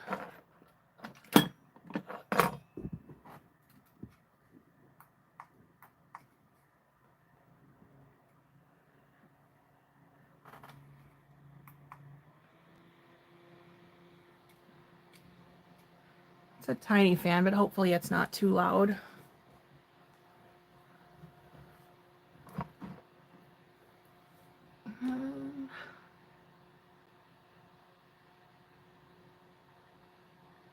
Oh, wow. So you have an actual canning room.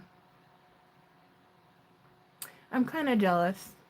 But I have an aunt who does maple syrup, and seeing her process, I don't think I could get into anything like that. That's all messy. Welcome back, and thank you.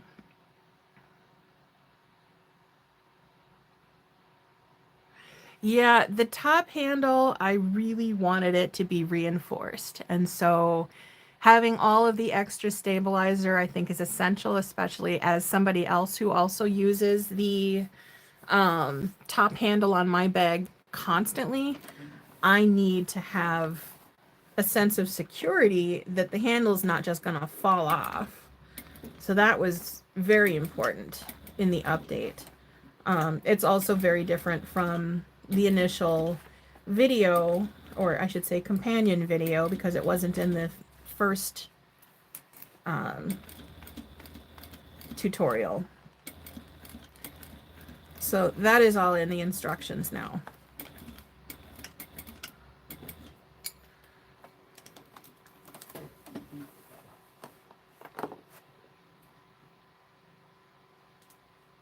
Oh, the new pattern is, again, on the back burner. It's done-ish. I just want to run through it one more time to make sure that everything is cohesive. But don't feel bad, Annie. Not at all. Please don't. It is on the back burner until I get these two customs done, because she has been waiting patiently since December. And I finally got through all of the people who were waiting that I had been in talks with since I put custom requests on hold, because I decided I was too backed up to take any more requests after Halloween.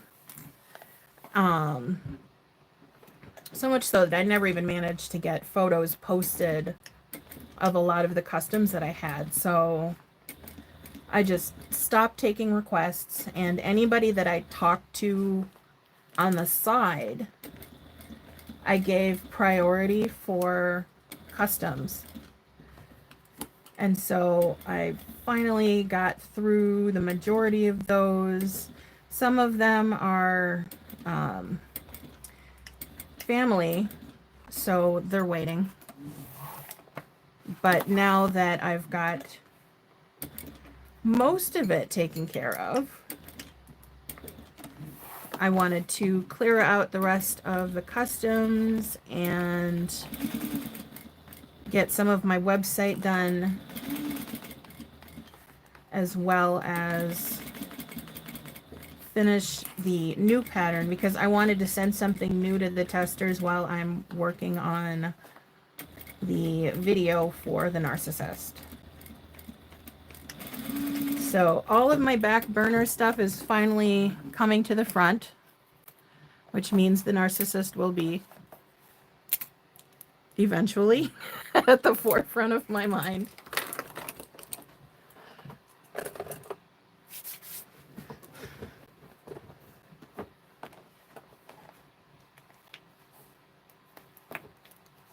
Yeah, I always try to put family first, and I always tell everybody else family first because that's what's more important. You know, I'm going to do a second row of stitching. That's another thing that's in the update that I keep forgetting.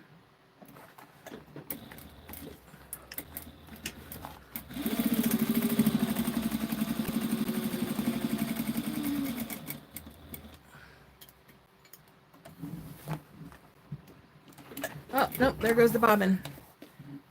Hey, at least that happened on the second row and not the first.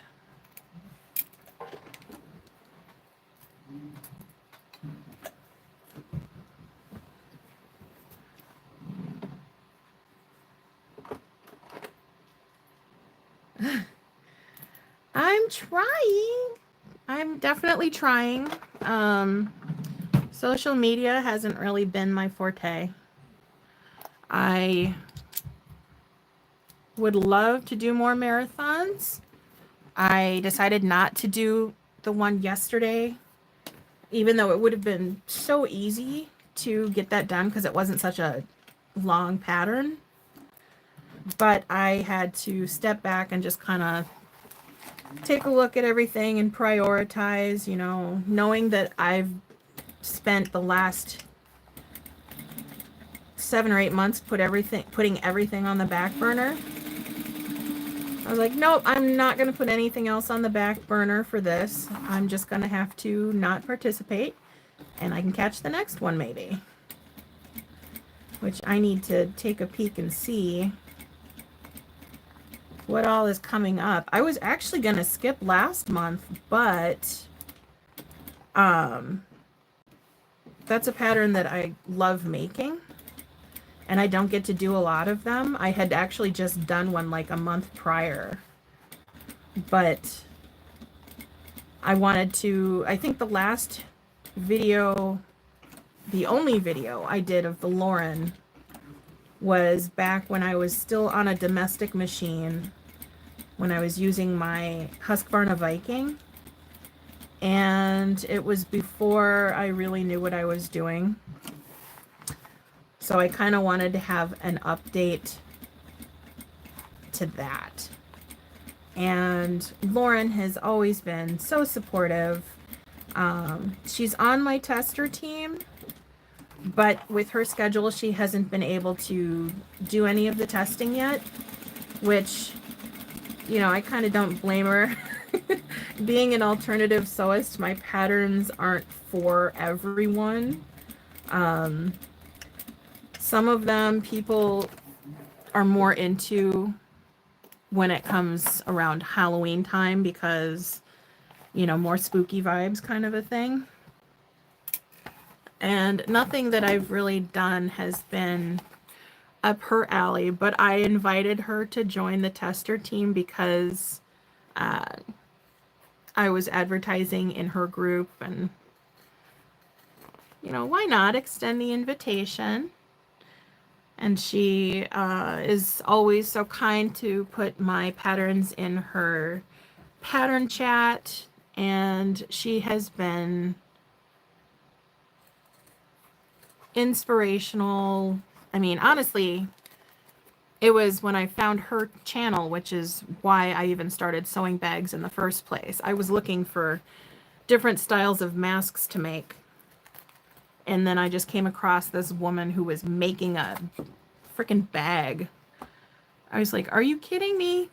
People actually know how to make their own bags? This is a thing? And since I had just started sewing on a sewing machine because of C19, you know, it kind of opened up a whole new thing. Here I was freshly using a sewing machine, and now I found out I could make bags and no longer make my husband's butt cheeks clench when I found a purse in a store that I wanted that was more than $30. I've never really been one to buy pricey bags either, but now knowing the kind of work that goes into one, I can appreciate it a lot more. But I also tend to not buy them because I can make what I want. So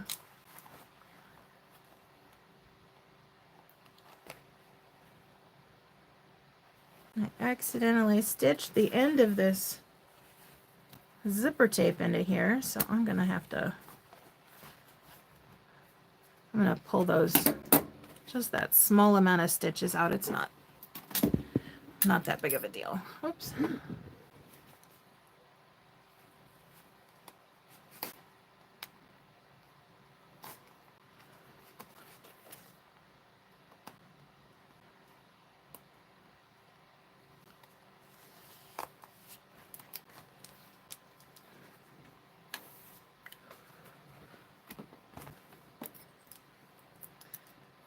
So that was a lot of rambling, but yeah, I really wanted to do the Lauren sew along because I needed an updated video, and she's also just an amazing person.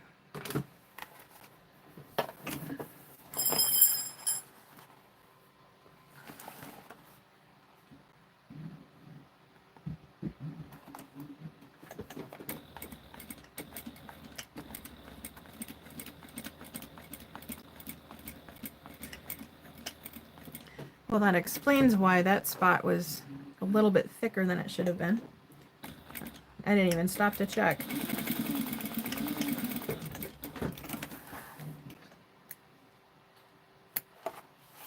But I definitely had to get it out of the seam allowance before turning, otherwise it was going to be really bulky.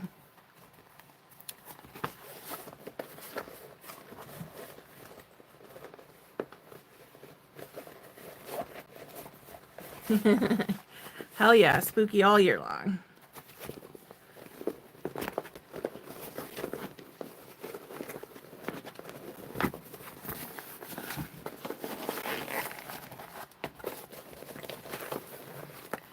Now, I normally would use my steamer to turn this, but with the flap being so wide,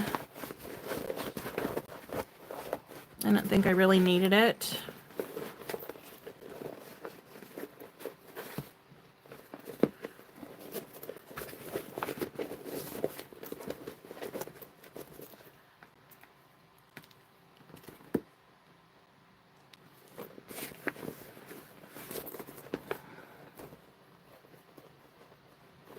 All right, so one thing that people have an issue with when it comes to either the Batwing flap on the Narcissist or the Bat Company bag or the Bat Company wallet, and I guess some of the Greedy Clutch flaps as well, when poking out the corners, you don't have to really focus on making them so sharp. A little bit of rounding is perfectly fine, because once you get to your top stitching, it is going to fold it out even more. So try not to focus so much on poking the corners out, because it will sort itself out. Just get out as much as you can to get as close to that corner shape as possible. But don't freak out if you can't get it perfect. Especially with something like this where there is a lot of layers. You've got the vinyl and the waterproof canvas. There's also stabilizer in there as well as foam. And the more layers that you have, the more the material is going to be working against you. So you just have to have patience. Make sure that you're using proper tools. Try not to use your fingertips if you can help it.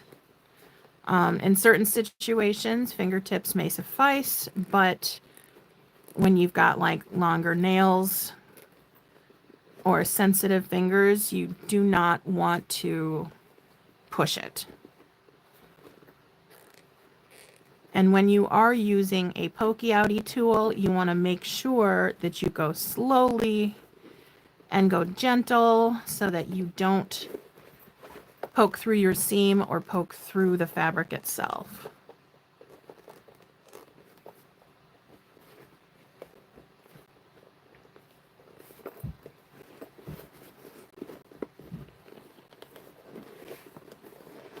Hey, Holly.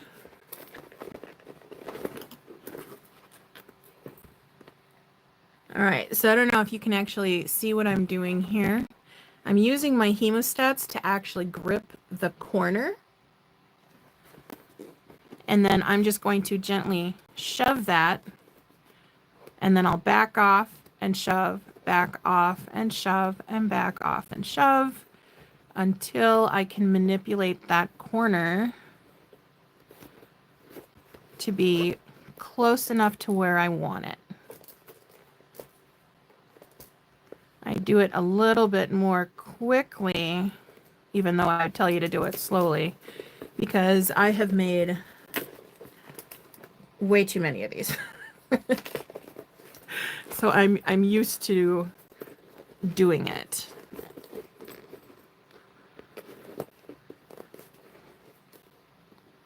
But just have patience. I know I've seen some people give up or refuse to try because that it seems so intimidating. But it's really not. I mean, you also have to keep in mind that these patterns are made by someone who struggles with brain function. I do have ADD or ADHD, as they call it now. And I have, if you notice how when I speak a lot, I say a lot. It's because I have issues forming the things that come out of my mouth a lot. So when it comes to writing patterns, I try to make them as simplistic as possible so that I can understand them myself. And I know that if I can understand it, anybody can understand it. So when you see a pattern that might be a little too intimidating, don't let it intimidate you. The reason why the Narcissus originally had the bound bottom was not because I thought that structurally it needed a bound bottom. It was because I struggled with binding. And I thought that if I put it in the pattern, it would force me to practice it because I knew that I would have to make a lot of them. And when I started to offer customs, that quickly became the most requested design that I had. So I had to make a lot of them.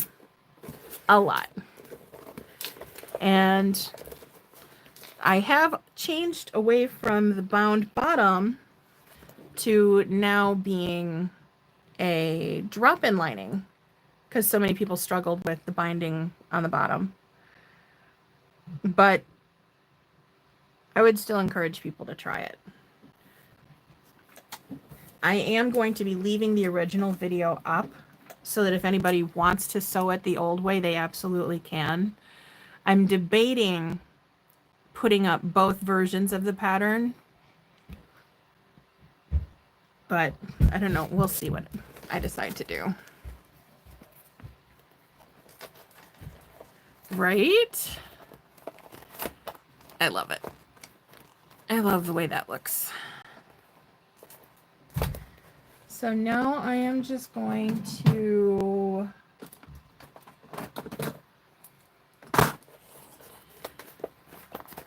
squeeze down the seams where the handle base is, because that is now the thickest part of the entire flap.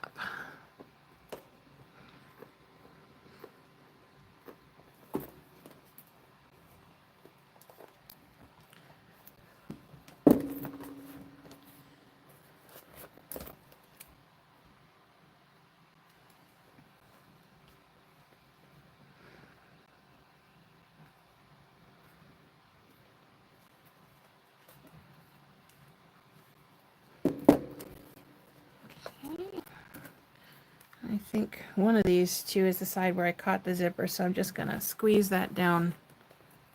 I think it was the other side. Squeeze it down a little bit.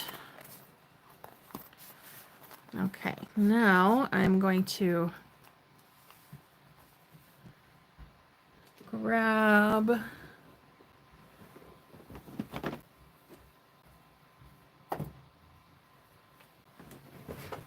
some painter's tape. If I can even get it off of the roll here.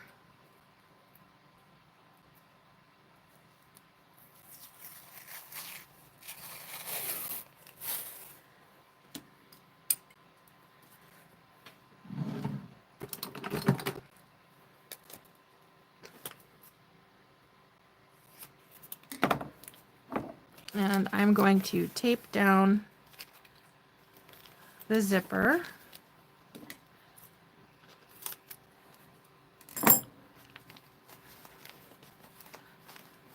Just to make sure the dangly bits don't come all up in the way.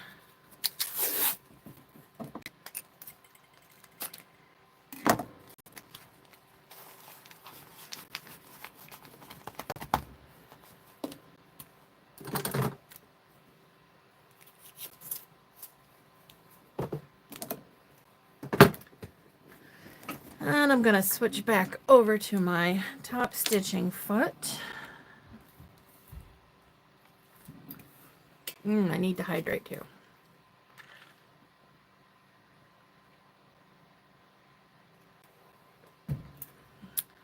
I'm just going to take a sec to shake my hands out.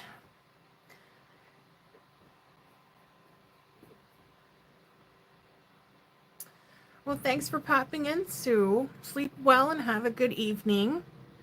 And yep, the video will be up later if you want to watch it back later.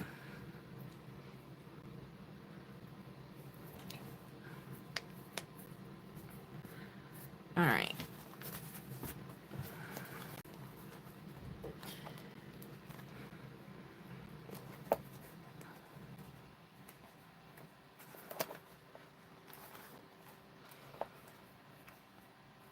I guess that's not too shifted, but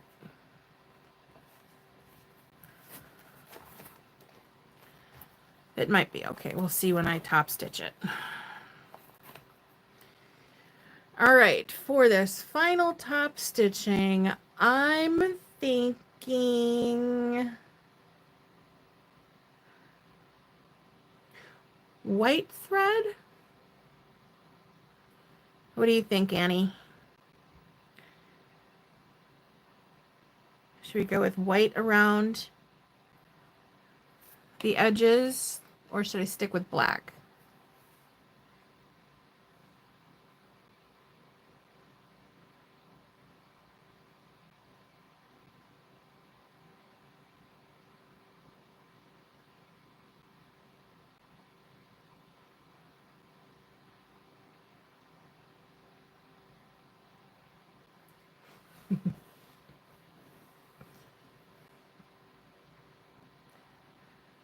I can definitely keep going with the black. Okay, we'll do black.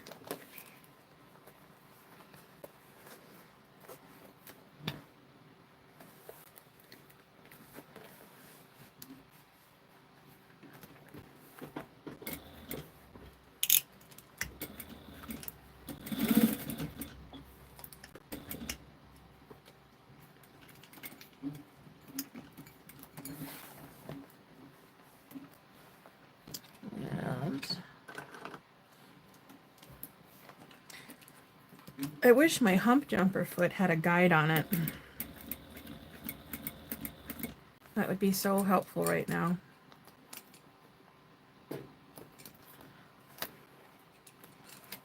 Let's see here. Where's my mat?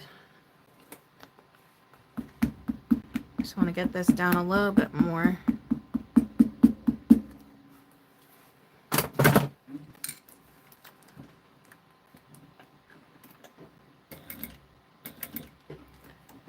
I'm going to go so slowly, hand cranking over these edges here. You know what, I'm also going to add some oil.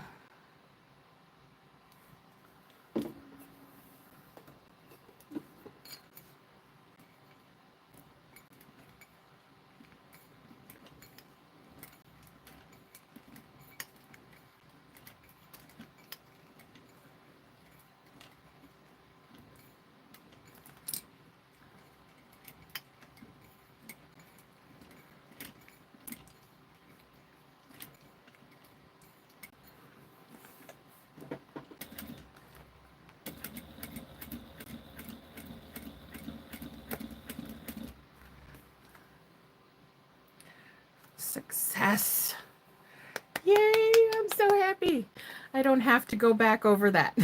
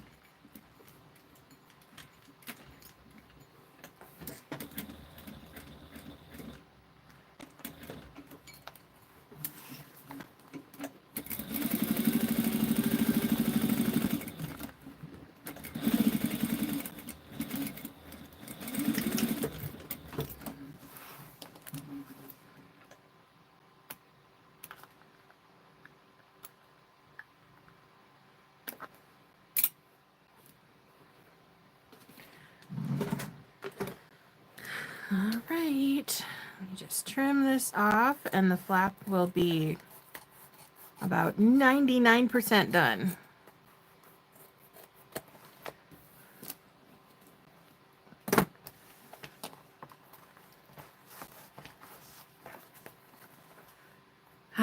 So there we go. That, other than the hardware for the lock, is the finished flap. I'll kind of show you what this will look like.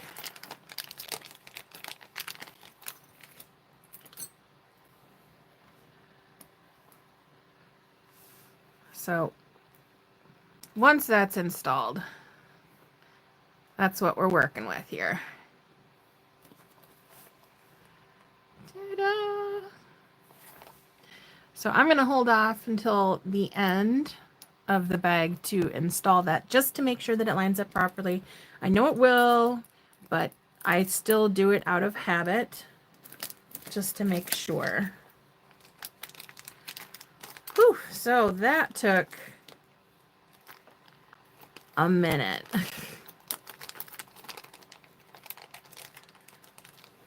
Let me see here. I've been live for 2.5 hours. So the flap alone took 2.5 hours. And I didn't have a lot of distractions on it.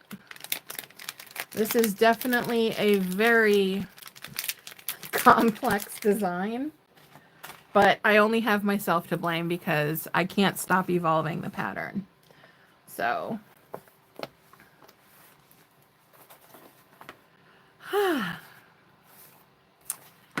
now, let's see here. What I want to do is I want to get some custom hardware, like, made, because I have these, what are they called? I know what they're called. I just can't remember them off the top of my head right now. Anyway, I have a little spider that I did on a custom that I did last year that had an actual spider flap, but it's gunmetal, so it wouldn't match. I could add one if you wanted one, it just wouldn't match. It's a concho, that's what it's called. So hers just had a spider concho just hanging out on the side or on the front of the flap. I can grab one to show you.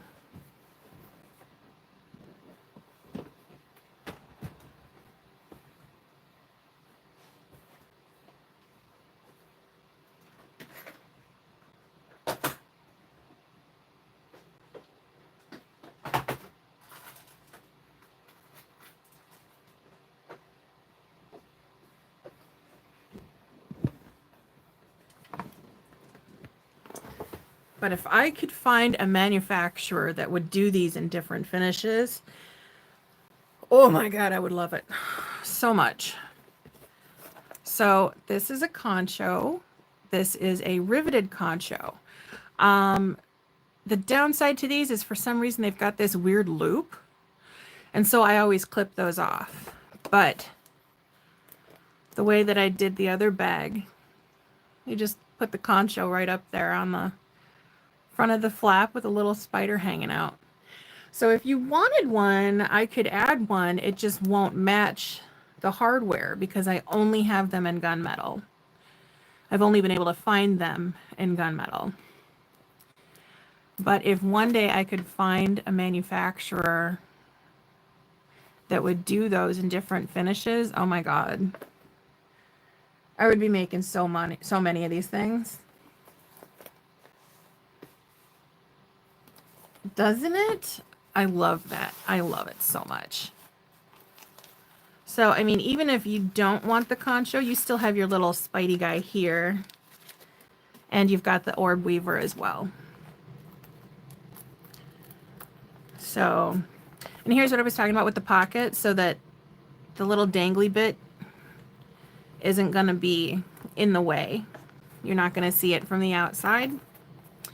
And the pocket was just moved up like maybe 3/4 of an inch. So you still have the entire size of the pocket. It's just down a little bit lower.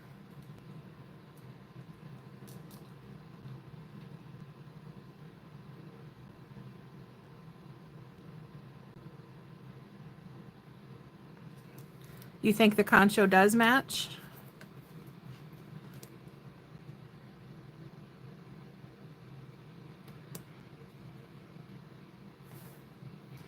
If you want me to add it, say yes. If you do, then I just have to reopen that edge and then I can put it in. Not you, Holly. This one's Annie's.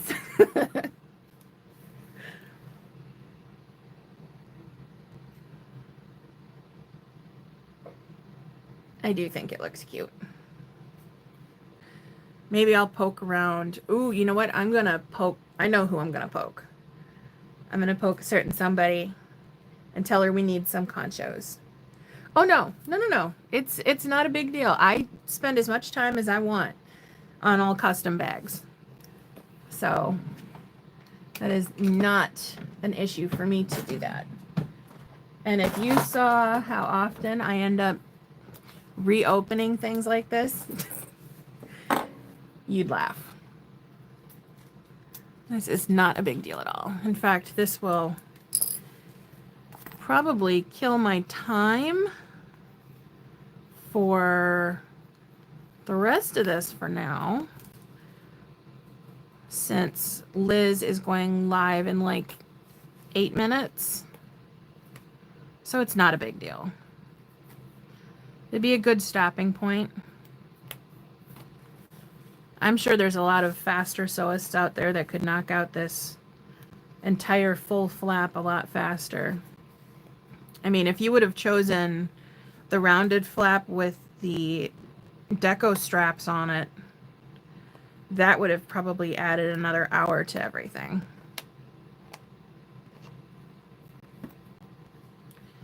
Because that one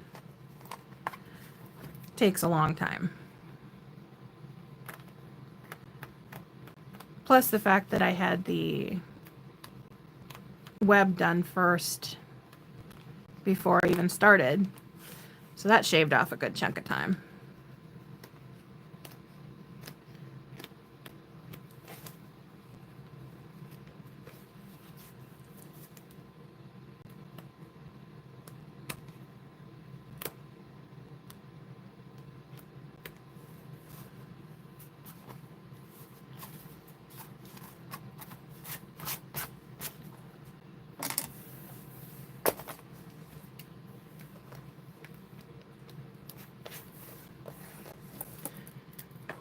So then to prepare the concho,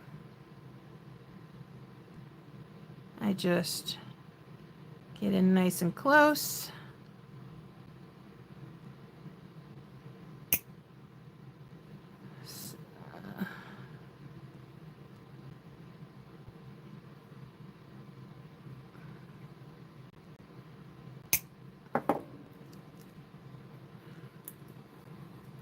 See? All better.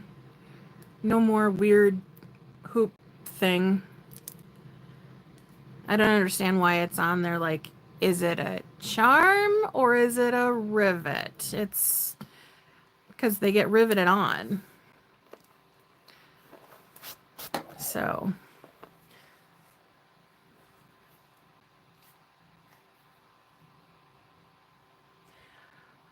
Melissa, stop. I am not amazing at what I do. I just enjoy what I do. Rub and buff.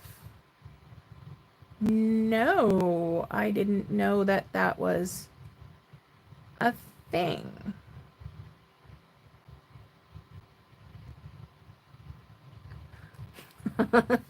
Holly, you're crazy. No, now I'm going to have to look into that. Let me go grab the rivet piece.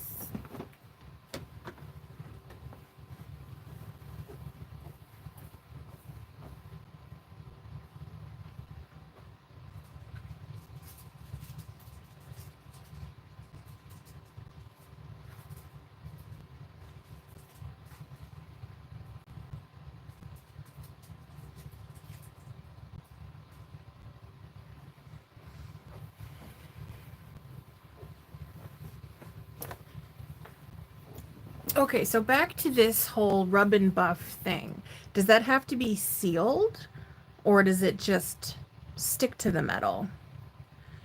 Because I'm definitely going to have to try that. Okay, so I recommend putting, let me get this thing training first.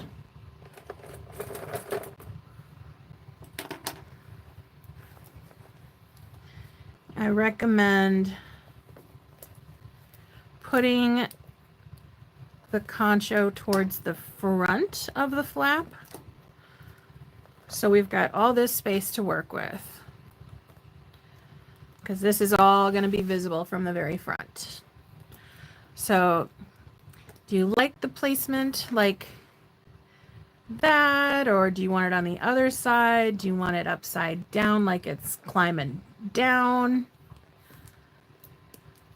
I could put it like, I basically want to avoid this area because that's where the lock is going to be, so you could have it literally anywhere else.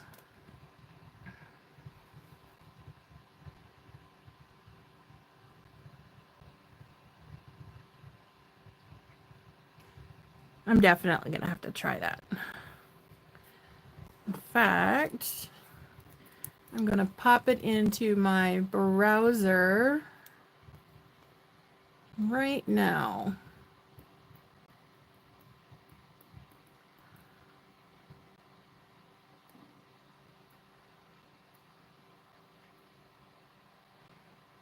Oh, they sell it at Michael's even.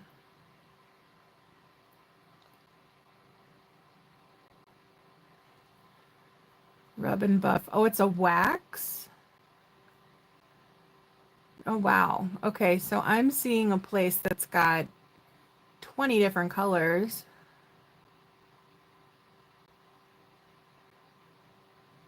Including some that look like a bronze. I don't see a... I guess there's a black, white, blue. All right, yep, I'm going to have to be deep diving into that one now. And it looks like I'll be spending some time shopping. Climbing up to the right, so... like maybe... like that.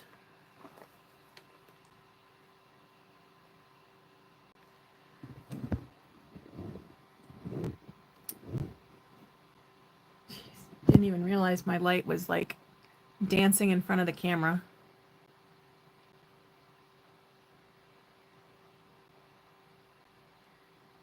This is the Narcissist.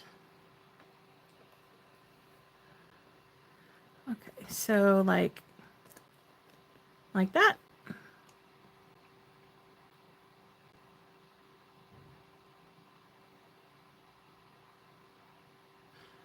So yeah, Holly, this is one of my patterns. This is the Narcissist. This is the very first one that I ever wrote.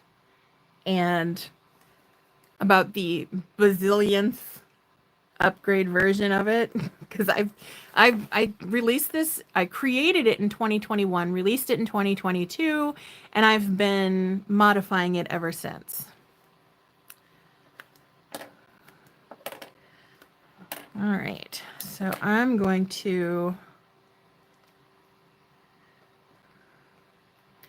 mark a spot for it, and I want it to be not in the stitches. So let's go with, alarm going off. I want it to be right about there.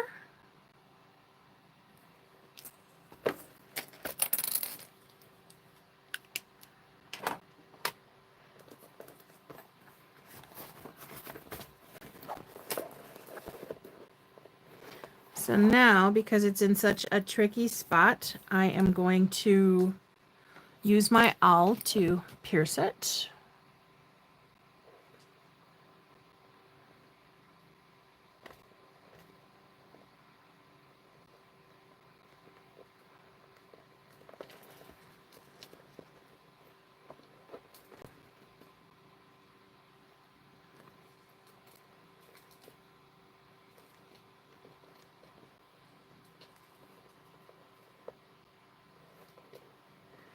Later, Nicole.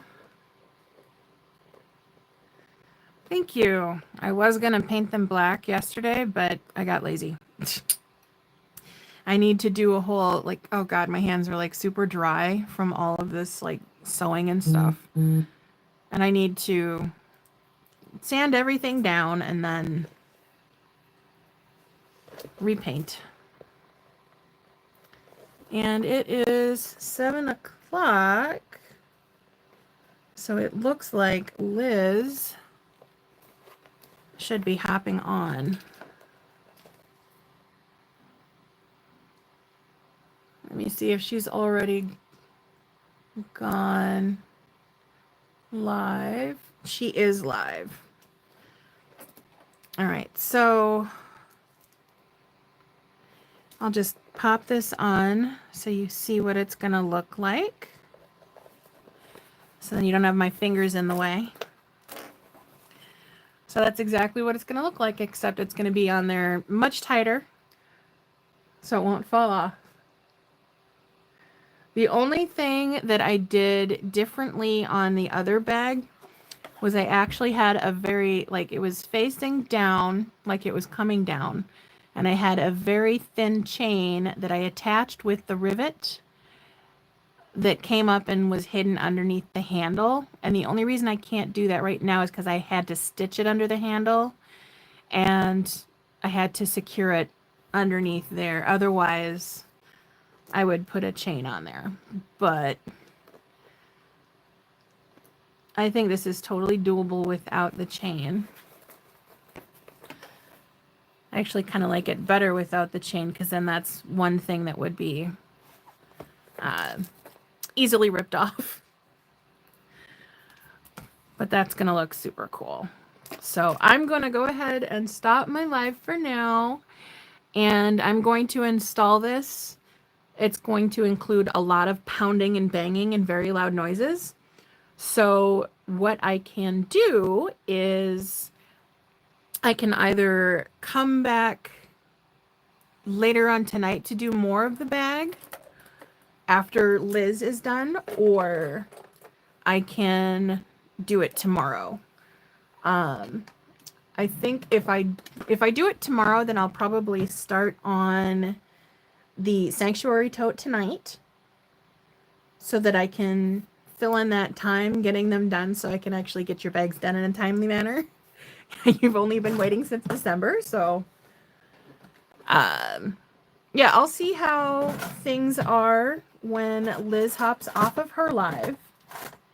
And then if I still have nice and quiet house, I will come back and work on the rest of the bag tonight.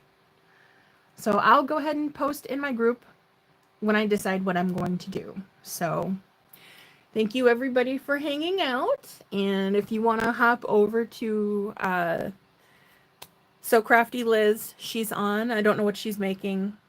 It says sewing and finishing up a random projects. So we get to see what she's been working on. So thank you for popping in. Bye.